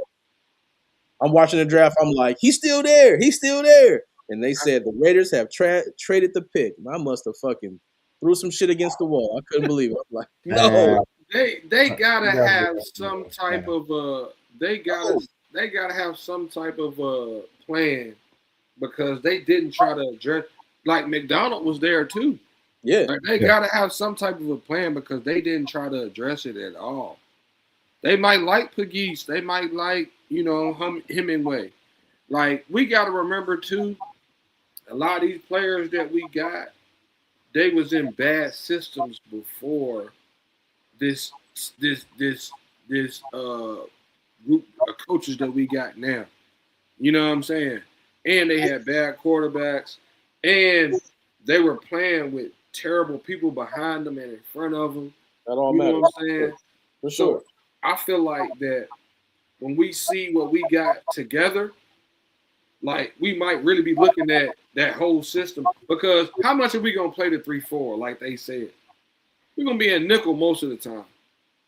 We're talking Hemingway and J.J. Pegues can really, do their thing. Yeah. But we still going to need that nose tackle.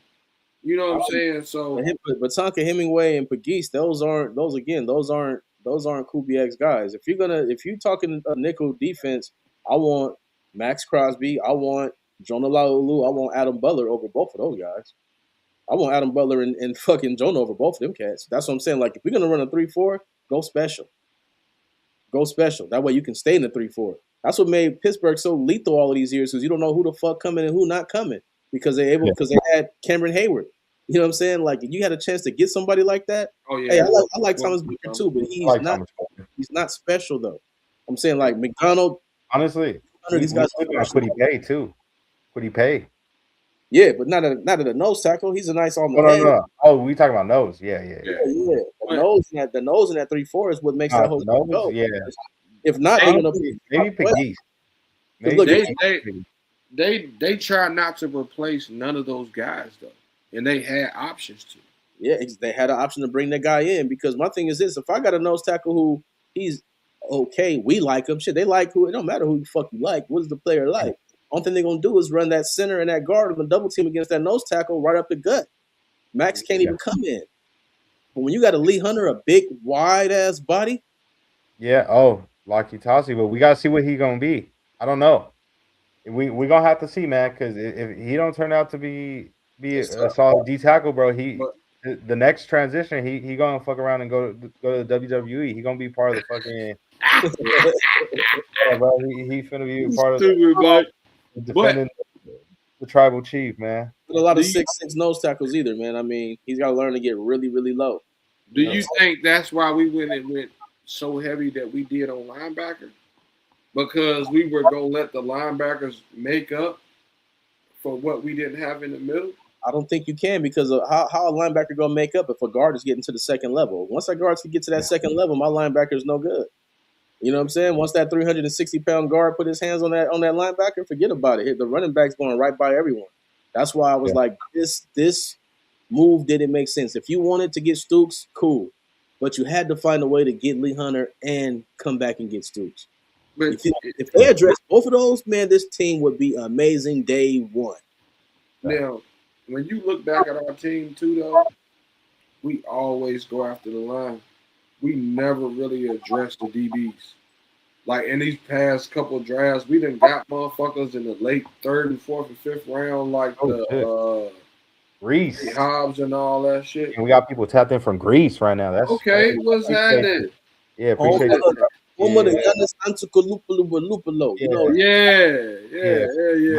Yeah, the Greek freak. Shit. Yeah. Wow. I think that's some shit they do over there. I hope it is. Yeah. But shout out to y'all because I know Raider fans is all across the world. You know what I mean? But I feel like though what we doing right now, bro, is we're trying to do shit differently. Like we gonna play press outside, so we want DBs that can come and play defense. Yeah.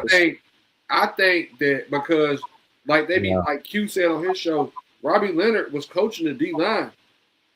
So all those players that we kept on the D line, he might have been like, "Yo, no, I'm good with what I got." I'm glad you mentioned that, Trey. I'm glad you mentioned that, bro, because I'm real excited now. The pick, everybody was talking about Fernando. Now the person I was keeping my eye on, and I'm glad we ended up fucking around getting him in the 4th round, is Jamal McCoy. I'm hyped about Jamal McCoy, man. I really think that was the steal of the draft right there, bro. He defined the He was supposed to be a top 15 pick, bro. Maybe even top 10. And the fact that we got him in the 4th round is fucking insane. Yeah. I think a lot of people were concerned about him playing this shit, but I think he's gonna play. I think they're more so thinking about like long term like injury history. We not thinking about this shit. He ran a 4.3 on his pro day, and they're having these injury concerns. Like, how you running a 4.3 if your knee's fucked up? Like, I don't believe that. Make a lot of sense. I mean, because that was post ACL tear. You still ran a 4.3? That's crazy. That's the injury concerns. You running 4.3. It's just like I feel like if he plays, not only he gonna play, he gonna start. That's CB1 to me. Yeah, he's on track right now. He's on track right now. I want him to have the same trajectory as Fernando. We don't want to rush you, bro. We don't want to rush you. We don't need you to play this. We're not trying to win no fucking Super Bowls or nothing this year. We don't need you to come in and play early this year like you trying to fucking save something on the outside. We just signed a nigga for 3 years. We just drafted a corner last year. We just put a corner in the slot. Let them do it this year, bro. And then let people learn the system. Learn the system to get healthy. Learn the system. We're going to use you later in the season. When the late end of the season and when we already motherfucking 4 and goddamn 7 or some shit. You know what I mean? Now you come in and get you some rep. You know what I'm But, saying? I mean, it's hard. It's hard because they're gonna bring him in sometime. If that's what they do, if they do what you're saying they do, if he comes in, he's gonna flash. Yeah. Yeah, that's Flashes, what we want. but if he flashes, you can't keep him off the field. Yeah, At the end of the day, you drafted him for it. You don't. He's not a first round pick, not a second round pick. You're not that invested in it. You have to find out what he's gonna if he can withstand a season. Because if he can withstand a season, now you have to steal at the draft. If not, then you just cut your ties and he has to get another surgery on that bone plug. You know what I'm saying? Like you got to find out. They can't. I mean, because right now he was limited in the rookie mini camp, yeah, but in regular OTAs and all that, he's been full participant. He's been doing his thing. yeah. I That's feel what like as those. long Those. as, yeah, Go ahead, my bro. bad. No, I you was good. gonna say I feel like even if we get at least 3 good seasons out of him, like that's a plus. Like look how many corners we done drafted in the past few years, and we only got like maybe 1 or 2 years out of them, and they were no good. So we had to get rid of them and replace them. Facts. We could at least get 3-4 years, even a second contract out of him. Fuck, that's a Win. bonus. That's amazing right there. For sure. Hey. That's why they got to find out. That's why they can't. I mean, they're gonna always make sure he's good and he's ready. But if he's healthy and he's running a 4.3, and you can't keep him on the sideline, bro, especially if he's better than Darian Porter, who to me is your dime corner. You know what I'm saying? You're gonna have him as, like I said, this is your number 2 corner, or you're not bringing him along slow. He's your number 2. If he stays healthy all season long, guess what? Him and Stokes can switch. He can be the number 1, and Stokes can be the number 2. But if he's out there healthy like that, you can't put Darian Porter out there in front of him, bro. We can't do that. The only reason I'm saying you can do it is because of exactly what you said. The round we drafted him in. You don't gotta rush him. Like it ain't like we gotta see what he is now because you drafted him in the 4th round. Players you drafted in the 4th round, those are projects. So you're not expecting to see nothing out of them for at least a year. You know what I'm saying? So if you let him just come along, like I said, in November, when we play the 49ers or some shit, that's his first game playing, I'm good with that. And then, like you said, if he flash, then going into next season, you got your number 1 corner. And you let him heal up. See, like we want him to be long term, so we want to let him heal up. Like, I don't want to get a good, like you said, a good 3-4 years out of you. I want 10. Oh, as of right now, he's 100% healed. That's what I'm saying. The ACL is healed. The bone plug is healed. It's just that they just don't know how the long-term effect's going to be. My thing is, I'm with you, though. If he don't show his face till October or something like that, that's cool. But as long as whoever's playing in front of him ain't getting roasted and toasted. And if he's working, motherfuckers, you're gonna make your team mad. If he's working in practice and then you get to the game and he sits and fucking these other motherfuckers is getting toasted, they're gonna be looking at you like the fuck y'all ain't out there. Yeah. That's fuck real. Yeah. No, that's a fact. That's a fact. Yeah. That's why I think that's why I think we drafted those. Like, bro, we went DB heavy. Like they talking about the Hezekiah Massises and they talking about these, like we drafted 3 corners? So we got some players that we gonna see who they are. You know what I'm saying? That they can play because I think they know who he is. And those other players were just I ain't gonna say spot holders, but like we can really give him time. I mean, they think they want to know who. I don't gonna say they know who he is. They want to know who he is. They're not gonna know. Like, bro, if we see him in preseason and he's flashing in preseason, forget about it. He's starting. Oh yeah, that's it right there, 100%, bro. And when mandatory minicamp comes out there and they say, "Hey, you go run these 3 reps against Brock, and you're able to keep up and look like who you look," you're over there fucking keeping up with Trey Tucker. You're playing. Yeah. He's practiced, but he's also like I want to say he set out the last 2 practices. You know what I'm saying? Like they ain't been having them like the thing where we gonna find out where he's at is joint practice. So when we had that joint practice with the Texans, that's where we gonna find out what we gonna get from McCoy. Yeah, we'll find out more for sure. It's definitely interesting. One of the best stories of the off season for sure is this guy going to be the steal, or is it just going to be a pick that hey, we tried, we swung for the fences, and it didn't work. It is what it is. But from what I'm hearing and what I'm seeing so far, He got a real shot, man. He got a real shot. I'm happy for him. I hate to see these guys work their whole life because I'm like I said, my boy about going into his senior year right now.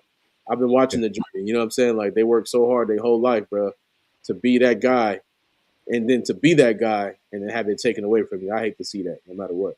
Yeah, mine's going to his senior year too, man. That's crazy. That's right. Man, and you talk about the big story. Like I'm honestly shocked. Not a lot of people are talking about him enough. Is Brock Bowers and Ashton Jeanty for real? I feel like they're bound to have big years this season, man. Oh, yeah, that's facts. Yeah, especially whether it's Fernando or if it's even Kirk. I feel like the future bright. Like I feel like they're gonna have a much better QB play, especially with the O line play.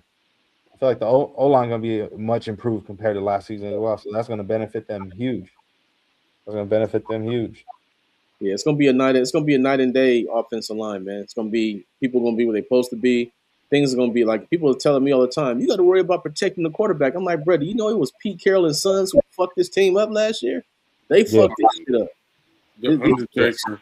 Bruh, they fucked this shit up. This what we got right now. We got nigga, one of the best offensive line coaches in the last 30 years. Yeah, We got on our best and not only teacher. that, All we of that. getting blessed. And not only that, we getting blessed with the fact that the head coach, like we got an offensive coordinator that just won a Super Bowl as a head coach, and Clint Kubiak. I'm gonna play this clip real quick on what he had to say regarding these guys. Two names that Raider fans are very familiar with: Ashton Jeanty, Brock Bowers. What have you seen in your first few months here in the building? Two huge competitors. Two guys that are pedal to the floor all the time. If we get an hour on the field, that's an hour of full speed work. If we get 30 minutes on the field, that's an hour 30 minutes of all they've got. So those are two guys that don't know another gear. They only know how to go and how to work hard, and that kind of sets the pace for what we want to be and where we want to go. Nice. What I remember hearing, I was listening to Q shows the other day. Yeah, He said from the plays he seen from Ashton Jeanty, that motherfucker was shooting out of a cannon. Like the speed and the play that he's playing in this system, he's shooting like. That's the thing we gotta remember, bro. Is we got actual coaches now. You said it right before this shit, Mike. Right. We got actual coaches now to where, like, we talking about Brock. What the fuck we gonna see from Michael Mayer? Michael Mayer might go crazy too. Yeah. That's if Michael Mayer can get on the field, because I'm gonna tell you right now, everybody think that Hayward's a fucking fullback. Have you seen this motherfucker catch the ball? Yeah, he's a tight end too. That motherfucker is better than Michael Mayer to me. He better than Ian Thomas. Oh, for sure. Michael Mayer can be. I like Mayer. He can be a 1A. He can be a 1A. Yeah. He just had that mental problem, and then last year he had them injuries and shit. But when Brock was out, Michael Mayer was motherfucking back to rocket route, like running motherfuckers over. I like Michael Mayer. I feel like I feel like they're gonna end up using him quite a bit, depending on the packages, of course, and the situations in games. But I feel like he's going to end up getting a lot of playing time. The real question mark, though, when it comes to the offense, honestly, is honestly what's going to happen with the running backs regarding like who's going to get the ball more, and how are we going to distribute the reps between obviously Ashton Jeanty and Mike Washington. That's going to be interesting. Now, from what Kubiak said recently in that presser, he made it seem like he expects him to get a lot of reps, but I don't know. Like, you brought in a guy like Mike Washington. Like, are you sure he's going to see a lot of reps like that? You got to look at it like this. Look at Charbonnet and Walker. Yeah, Charbonnet is cool, but Walker was just that dog, and that's what to me that's what you're gonna see, and you know what I'm saying. And you're gonna see a lot of Jeanty, and you're gonna see, oh, I'm tired. Here comes Washington. He might run 3 reps in a row. You know, it's gonna be. I'm gonna say Ashton's gonna probably get 18 to 20 carries in a game, and Washington's gonna probably get 7 to 8 or 9. But they're gonna be explosive ones, right? Like if they're real explosive, then like you're saying, like you might have to divvy this up a little bit different. You know what I'm saying? If he's going to be that responsible. Facts. And I love the fact that Clint Kubiak is wanting to challenge Ashton Jeanty and push him to his fullest potential, because a lot of people, when he got here, were labeling him generational stuff. I kept, in my opinion, I straight up told people, like, pump the brakes, like, let the kid play first before you label him anything, because if he doesn't meet those expectations, then you're going to switch up and hate on this kid and bash him when it's like, y'all were the ones that were calling him that.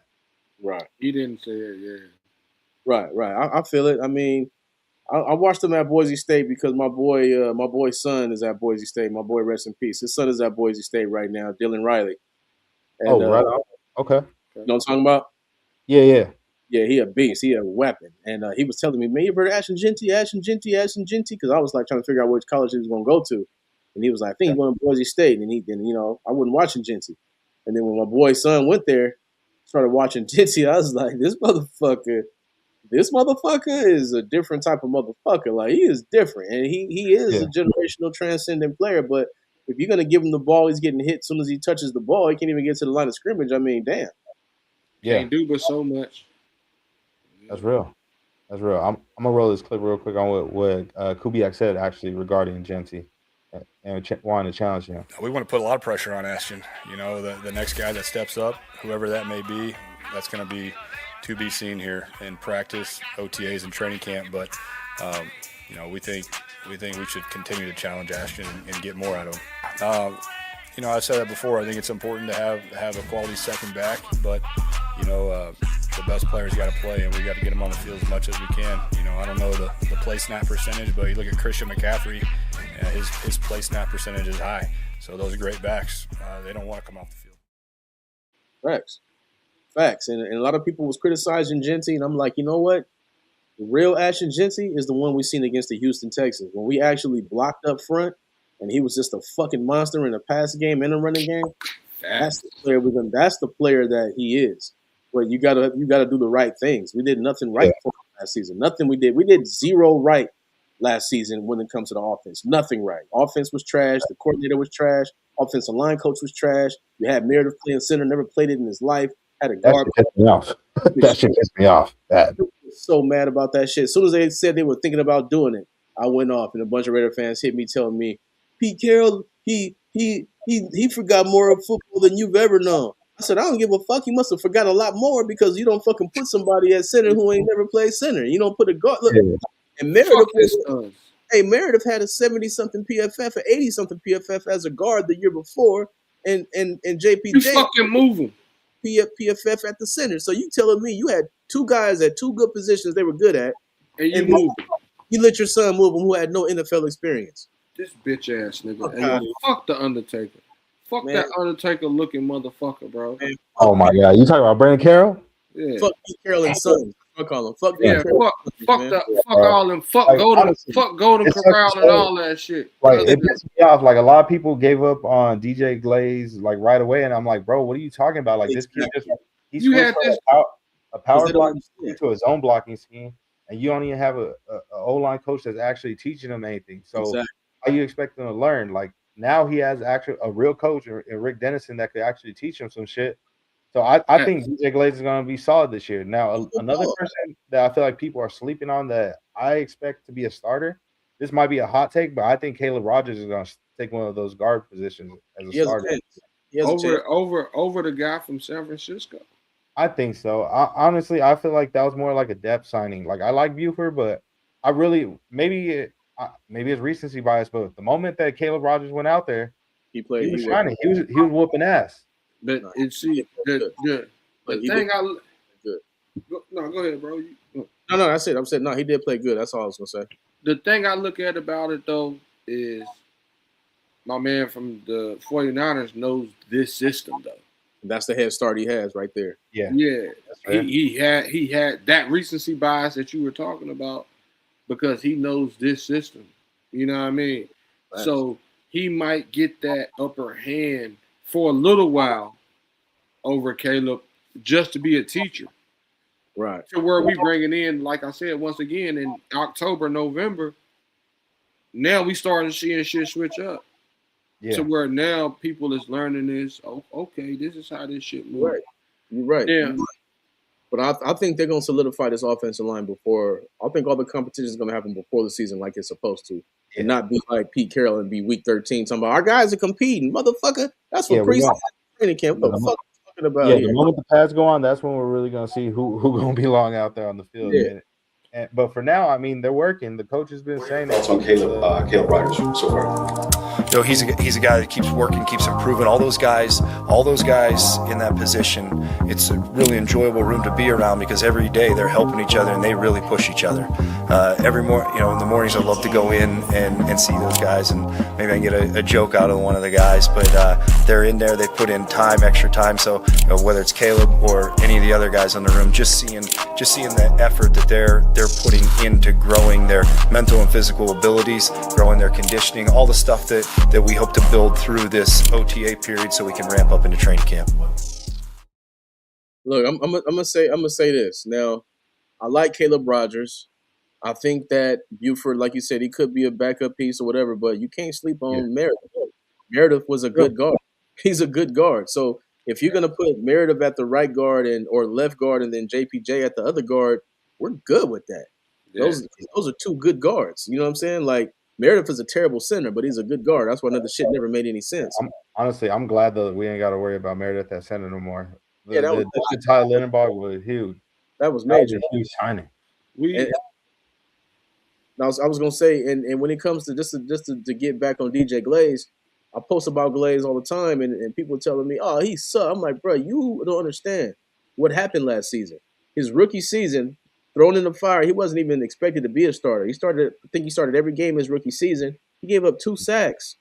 2. Last year under Pete Carroll and Sons, he gave up 10 sacks. But the entire offensive line was trash and out of whack. Watch him this season.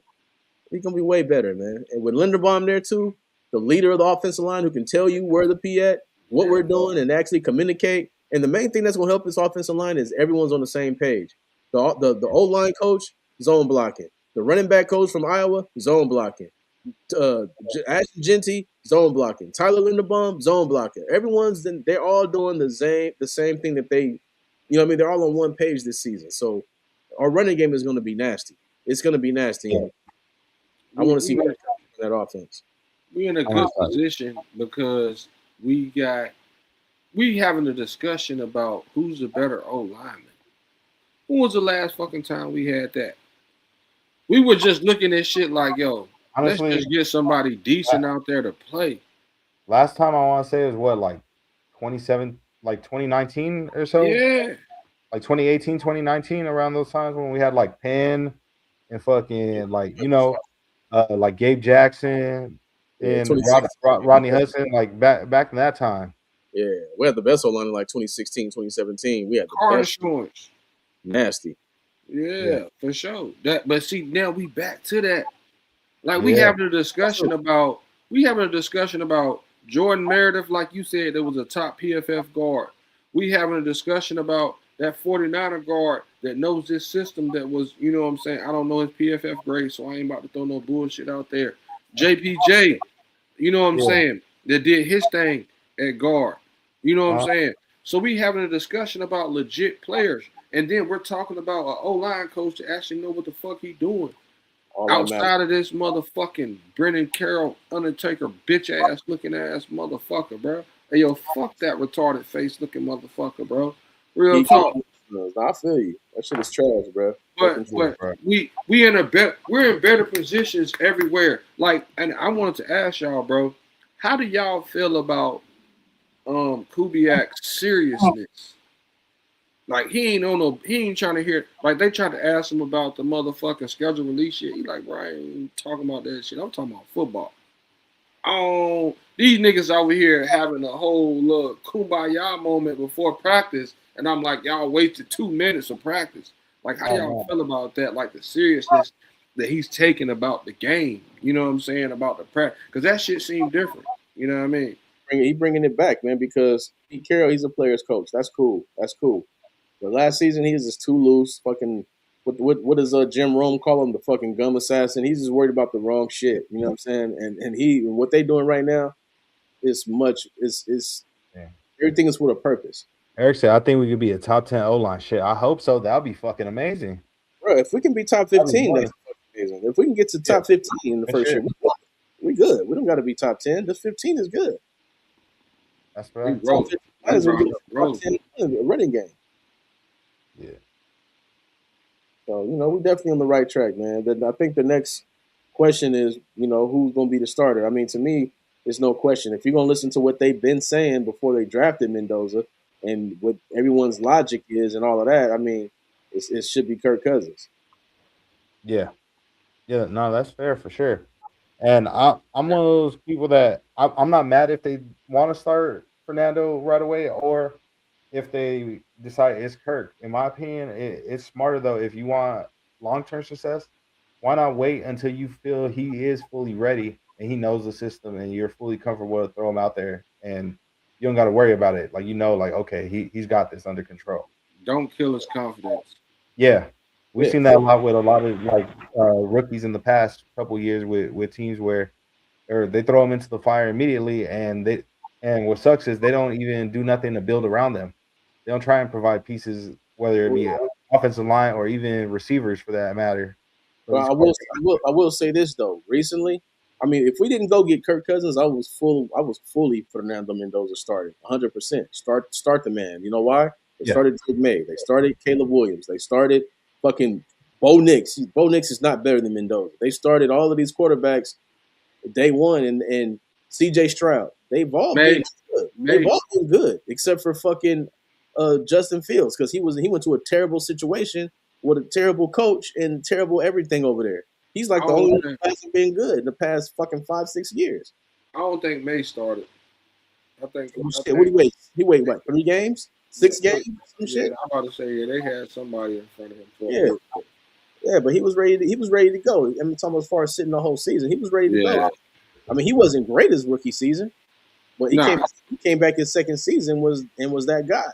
CJ Stroud is the outlier.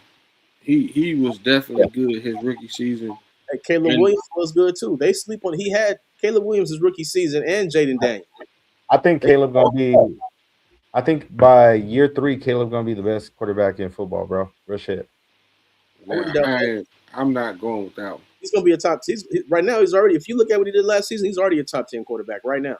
I think Caleb had some. He had some shit help him just like Jaden Daniels did his rookie year, bro.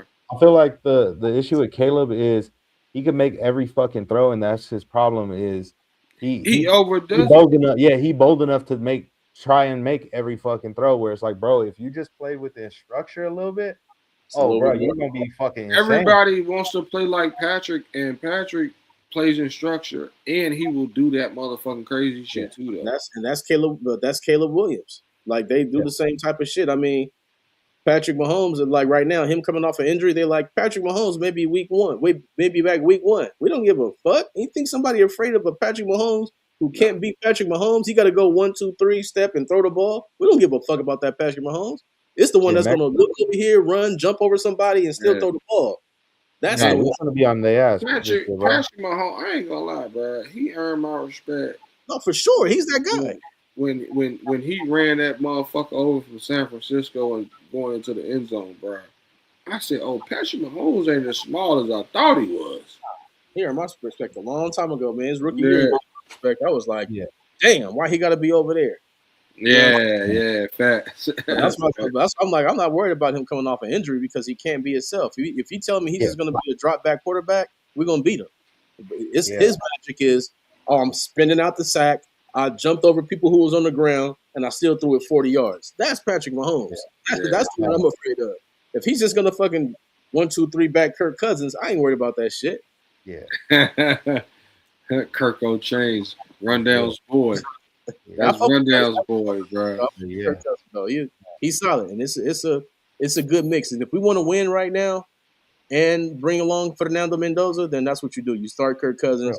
You give an opportunity to make Max happy. You start the rookie, he's going to have rookie ups and downs, and Max don't want to stick around that. It's kind of a sacrifice. You start the rookie, you pretty much guaranteed to lose Max. You start the veteran, you have a better chance of keeping. Don't expect too much from this year. Yeah, No, honestly though, I feel like with the pieces that we added, we should be able to see some more wins. Like I don't want to be a tanking year because like okay, we already Yeah. drafted the quarterback. Like we don't need a tank no more. Like try and win as many games as you can at this point. Like let's see what y'all can do. Your But motherfucker. the real question is, how do y'all feel like? Obviously, there is a chance he may start. There's a chance Mendoza starts. So if we do, and I mentioned it earlier, like with weapons for past quarterbacks of other teams, how do you feel about the wide receiver room that we added? Like, do you feel like it would be serviceable for It's not good enough for a rookie. No, it's not good enough for a rookie, bro. I mean, you'll go. I fuck with Jalen Naylor, but if he's forced to be your number one, you need more. You need more. That's why I'm looking at like people are saying Stephon Diggs. I don't give a fuck who Stephon Diggs fucking. I don't give a damn if he fucking Mother Teresa. Can this motherfucker come give us another 1,000-yard season? Can he give us 85 catches like he did? He's gonna ruin a young quarterback. He just helped the young quarterback get to the Super Bowl. Fact. Fuck up. And he was enough. And I want to say he led the NFL in catch percentage or some shit like that, bro. Like, bro. Yeah. Bro, I don't want to hear that bullshit. And they act like he out here gangbanging in Vegas. I don't give a fuck. He bitch banging. Even if he is, I don't give a fuck. If you coming out here and you playing on the field, as long as you produce, I don't give a fuck about none of that shit. Exactly. I don't care who he fucking. I don't care if he fucking Meg Thee Stallion or fucking Khloe Kardashian. I don't give a damn. Hey, bring them hoes to the game. Yeah. So we can motherfucking get these primetime games anyway. If there was a guy like if they said fuck it, we wait until next year. Do you see any guy on in this wide receiver room that's going to step up and possibly be that wide receiver one this year? Or Trey Tucker. Trey Tucker? Okay. I haven't seen enough from Trey Tucker at all. I feel like it might be the lack of quarterback play. Like he hasn't had somebody get the ball to him. And really. Offensive coordinators. We got to remember early in his career, he was a ball dropper. So I mean, it's not like he's just been overlooked. No, he's had opportunities. He hasn't always made the best of opportunities. Now last season I was on fucking trash ass Geno, but because he was running wide open a couple times. But your number one receiver has got to be the guy that's going to get you that ball, get you that first down on 3rd and 8. He's going to get to the sticks, and that's not Trey Tucker. That's Jack Bech. That may be Jack Bech. But who to me was overdrafted. They shouldn't have took Jack Bech in a second. It was so many players they could have took. But he's there now, and it is what it is. But I'm still one of those people that's mad. I'm happy with Fernando now, but I'm one of those people last year. I kept pounding the table every fucking round. Why did we not draft Shedeur, bro? Even in the first round, that's how I felt. Like we should have drafted Shedeur Sanders, bro. I was pissed about that shit. Don't even fucking rehatch that shit to me, man. That shit had me so fucking mad. I still argue with people about that shit now. I'm like, bro, he was better than Cam Ward, bro. I don't give a fuck what nobody say. Cam Ward. That's why I told people last year Cam was good. But yeah, you're right. I gotta see him beat out. My preference, bro. I really thought we were gonna get Shedeur at some point in the draft. Whether it had been the first or the second round, I thought we should have took him, bro. And a lot of people were trying to clown, being like, "Oh, he's trash." There's a reason why he went in the first round. Nah, bro. Look at the numbers. Like the numbers show, he made more in just jersey sales alone. He made more in just jersey sales alone than certain players in the first round made in their whole rookie contract. Just off jersey sales alone for this season, his rookie season, bro. That was the number one overall pick. He would have fit over here. He would have been good over here. He would have fit perfectly in Vegas, bro. You fucking kidding me? I think we got the right fit though right now.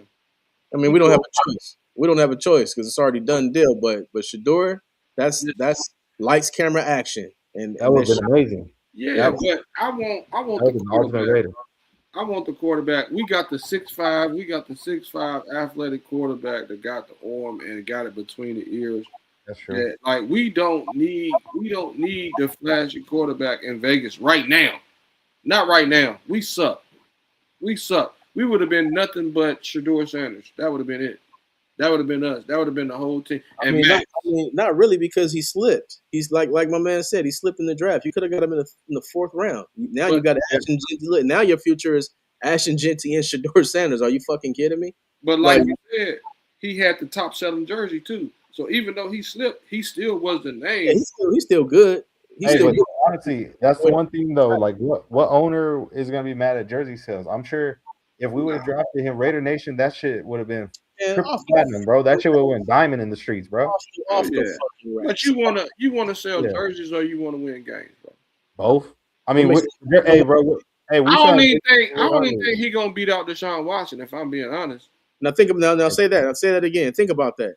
Is that more about him or is that more about Cleveland? Why the fuck would you even have Deshaun Watson competing? This motherfucker got two ACLs. I mean, two fucking Achilles injuries. Okay, let's say this. What if Deshaun Watson is decent this year? What you gonna do? Bring him back? No. Somebody else gonna pay him. Exactly. Somebody else. But so you got what's the point to save face because you paid him? That's a mentality. That's stupid. You got Shador there to take over for him, but you got to remember where Deshaun Watson was, bro, before all them motherfucking injuries and all that. Before the massage parlor, he was that guy. He was. But if you get just think if he go back to that Deshaun Watson though, bro, now that's real. Everything that you put into them first 3-4 years, if he come back and take them motherfuckers to the playoffs and they win a playoff game this year, all that shit go the fuck out the window. That's true. But because Deshaun Watson, like, bro, that's why I say we can't forget who he was. Like him, Shador Sanders losing out to him is not as big as some people might try to make it seem. Yeah. But if Shador Sanders, like you said, though, if he can't beat out a nigga with two badass knees, then that's also saying something. Because I don't give a fuck. Like you said, he's selling out. So I don't give a fuck who Deshaun Watson is. If you beat him out, you beat him out. Yeah. You know what I'm saying? That's so if you don't beat him out, then shit. But my thing is this, bro. Like, last time we seen Deshaun Watson, he was on the ground with an Achilles tear. Last time I seen Shador Sanders, he was beating the Steelers and beating the Bengals, and he wasn't even coddled. Aiden O'Connell got more love as a rookie than Shador Sanders. Shador Sanders had to play catch with the ball boys, with fucking people, employees. He had no reps, no nothing. And I seen him. I watched every Cleveland game once he started playing, bro. And that motherfucker got it. The football guys forced him into number one. But we also seen that motherfucking game where he was running around the backfield and he motherfucking holding the ball in one hand like he was still in college, and they dumped him on his fucking neck, and them niggas picked the ball up and ran that shit back. And you know what game that was? When he was thrown in at halftime against the Baltimore Ravens. He didn't know the system. He never got reps. He never got nothing. I'm talking about he didn't do that. He had a game 2-3 games in where he did some shit like that where he was just running around the backfield like it was college. Oh yeah, granted, you had to learn. So he took like 1 or 2 bad sacks, but he also did that shit and made plays. Yeah. You know, we made him look better than he did though. Bro, he looked better against Buffalo Bills. They lost that game, but he played better than Josh Allen did that game. That motherfucker, he played well. He played for and like I said, and you wasn't nurtured. He's not trash. Yeah, he wasn't nurtured. I've seen him throw these over routes in tight coverage. I've seen the anticipation. Same thing he did at Colorado. I watched every single Colorado game his whole career because I'm a Sanders fan, and I had to see if Shador was the real thing. I didn't watch him at Jackson State. But when he got to fucking Colorado, I watched every single game, and I seen an NFL quarterback. He should have been the number one pick. So I'm saying now, if he was nurtured last season and knew the system and worked, he didn't even work with the team until he fucking started. Never practiced with him. He should have been over Gabriel. He should have been over Gabriel. It was his last name was the only reason that shit happened how it was. Yeah, look, then they say, then the people say, oh, look at him. He had his hat on backwards. Jackson Dart hat on backwards. It's because the jewelry, Jackson Dart jewelry. It's just a bunch of excuses. Politicking too, bro. Hey, what you call it? What they call it, Mike? Selective politicking. Yeah. Hey, look, that's real shit though. But when you look at the shit, bro, like it's good for him though. It's good for him. Come in and take that tough road, bro, and show these motherfuckers who the fuck you are, bro. Why the fuck he got to do that? You know what I'm saying? That shit is weak. Hey, he earned first round draft pick. He didn't have to be number one, but he was a first round talent who earned that shit. That's the shit we go through, bro. We watch these quarterbacks. We watch these quarterbacks come in and go through that shit every fucking year, bro. Where they try to put the fucking Jackson Darts, the Bo Nixes, and all these whack ass quarterbacks. Baker Mayfield was able to grab his nuts. He was able to grab his nuts, talk shit, take a flag, throw it in the ground. All this crazy shit went number one. Exactly. that shit. Still had to go 5th. That's bruh, that shit. That's why I'm always gonna be a Shador fan, and I'm rooting for him. Oh yeah, I root for him too. He gonna do his shit, man. But yeah, I want him to go somewhere where he can actually be. You know what I'm saying? Hey, don't sleep on Cleveland, bro. I like what Cleveland's doing this year. I got them as a surprise AFC team. Don't. Oh yeah, for sure. Especially since trading Myles Garrett. Since trading Myles Garrett, that's crazy to me. Since trading Myles Garrett, I think they're gonna be better. Mm-hmm. I don't know about that. They'll be better later. They're not gonna be better this season. This season with Myles Garrett, with that, because that defense is nasty. Them linebackers they got, them corners they got. That's a nasty squad, bro. When was Myles Garrett drafted? He went number 1. What draft? 2017, 2018. He's a fucking monster, bro. He's different. Jared Verse is too, and he younger. Yeah, but he ain't no Myles Garrett. I'm gonna tell you that. No, he ain't. But what you just say, they got them other players around him. Yeah. But if he's got to command the double team. All I'm saying is Garrett command the double team, still beat that shit. A triple team, he still beat that shit. Mason Graham gonna be better. Like they got the pieces that's gonna be a little better around them this year. They got that linebacker. They got pieces that's good, but they're not gonna be better without a motherfucker who commands a triple team. No, that's 100 goddamn percent. That's 120 goddamn percent right there. Maybe in the future, but shit, if I'm a linebacker, please give me a motherfucker that commands a double triple team. That opens it up for me. You know what I'm saying? So, but no, I like Cleveland this year, man. Especially if they start Shador. I think if they start Shador, I think they get 7 to 8 wins for sure. I love that defense. I love the receivers they got over there. Judkins, a healthy Judkins. I like that. I like that squad. I like them to split with Pittsburgh again. I like them to split with Cincinnati. I like them to. They're gonna lose both games to Baltimore, but I like Cleveland this season. I give them 10 with Deshaun starting. Shit, that motherfucker, man, he might last 3 games. But that's what I'm saying. What if he? I'm telling you, bro. Last time I seen Deshaun Watson, I was at the fucking game when they played in the Legion. That motherfucker was not in. That's not that. Will the real Deshaun Watson please stand up? We don't even know if he did that. If he do though, you got to remember he was going through all that shit, them injuries. Now all that shit is behind them. Like, bro, they look better though. He do look better. But I've been saying he do look better. It's a real competition. They both look good right now. I ain't even gonna lie. Yeah. And it's pushing Shador. It's pushing Shador. So you ain't doing nothing but making Shador better. Yeah, no, I like it. Yeah, that made me. Yeah, that pissed me off. I really wanted Jacoby Lane. Since we didn't get Denzel Boston, I was like, go get Jacoby, bro. Our receivers are scary, bro. We didn't get Zachariah either. I mean, I know it's not. I know it might be a biased take, obviously, because they're teammates, bro. But here's what our guy Trey Tucker had to say about Jalen Naylor and the potential of what he could possibly be this season for us. What's it been with Jalen coming in as well and making sure he feels comfortable, especially with this team, especially in your guys' group? That's my guy. It's been awesome to have him. I watched him from afar. Actually in college, because at the time, I wanted to go to Michigan State, but that's another story. But he's been great. He's another leader in the room. And he's just very smooth, great guy, great leader. He works hard, and that's what expected of him. And we're very excited to have him here. Yeah, he's the best receiver on the team right now. He's better than Trey Tucker. He's better than everybody else. Jalen Naylor's the best quarterback. He's the best receiver you have right now. Yeah.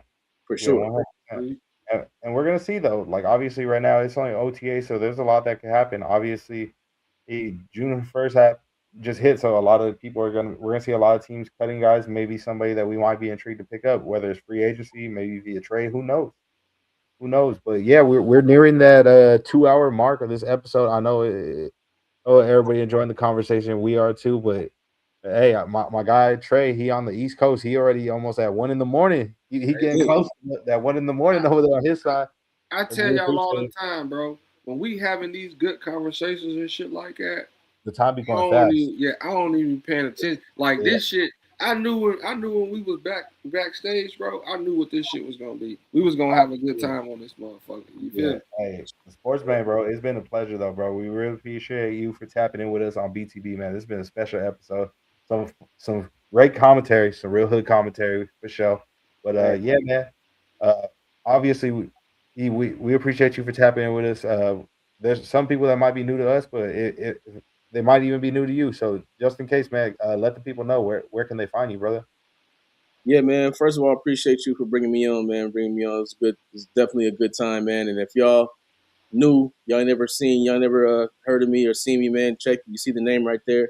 Find me on TikTok, YouTube, Instagram, and check out my show, man. Check out my show on the Sports Main YouTube. It's called Hood Commentary. It's all sports. And I got the Raider Gang TV coming up soon here. As soon as preseason start, I'm bringing back the Raider Gang TV where it's going to be all Raiders all the time.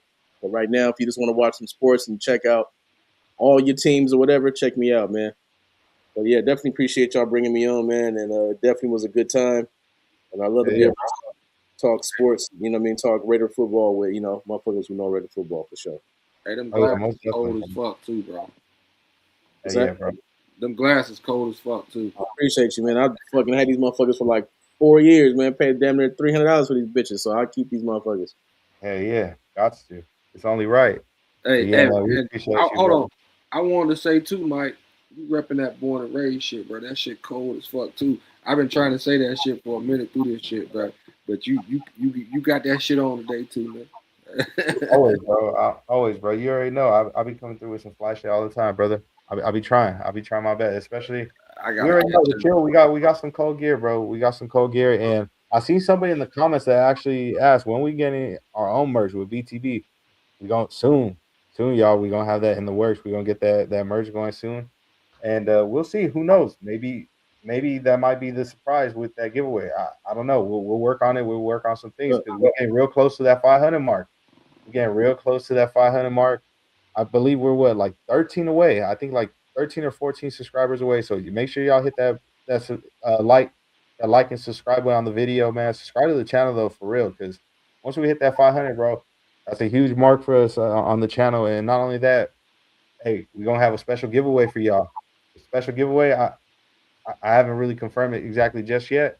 I want to make sure it's something good for y'all. I know a lot of people have been giving out Fernando jerseys. I don't want to be like everybody else though. We're not like everybody else. Do something different. Do something different. Yeah. Something different for sure, but it's gonna be some fly.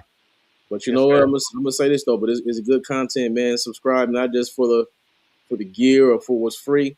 Subscribe for the real game, man. End of the day, because it's a lot of motherfuckers you can watch, and it's a lot of motherfuckers who ain't talking about shit, man. So if you're gonna fuck with somebody, man, fuck with them, man. Fuck with the real over here.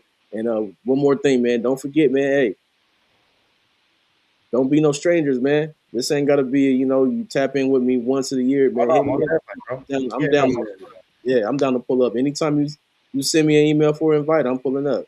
You know what I'm saying? Yeah. Much respect. Hey, yo, same to you, bro. We'll pop out. Okay. Fuck with you too. You know what I mean? Yeah.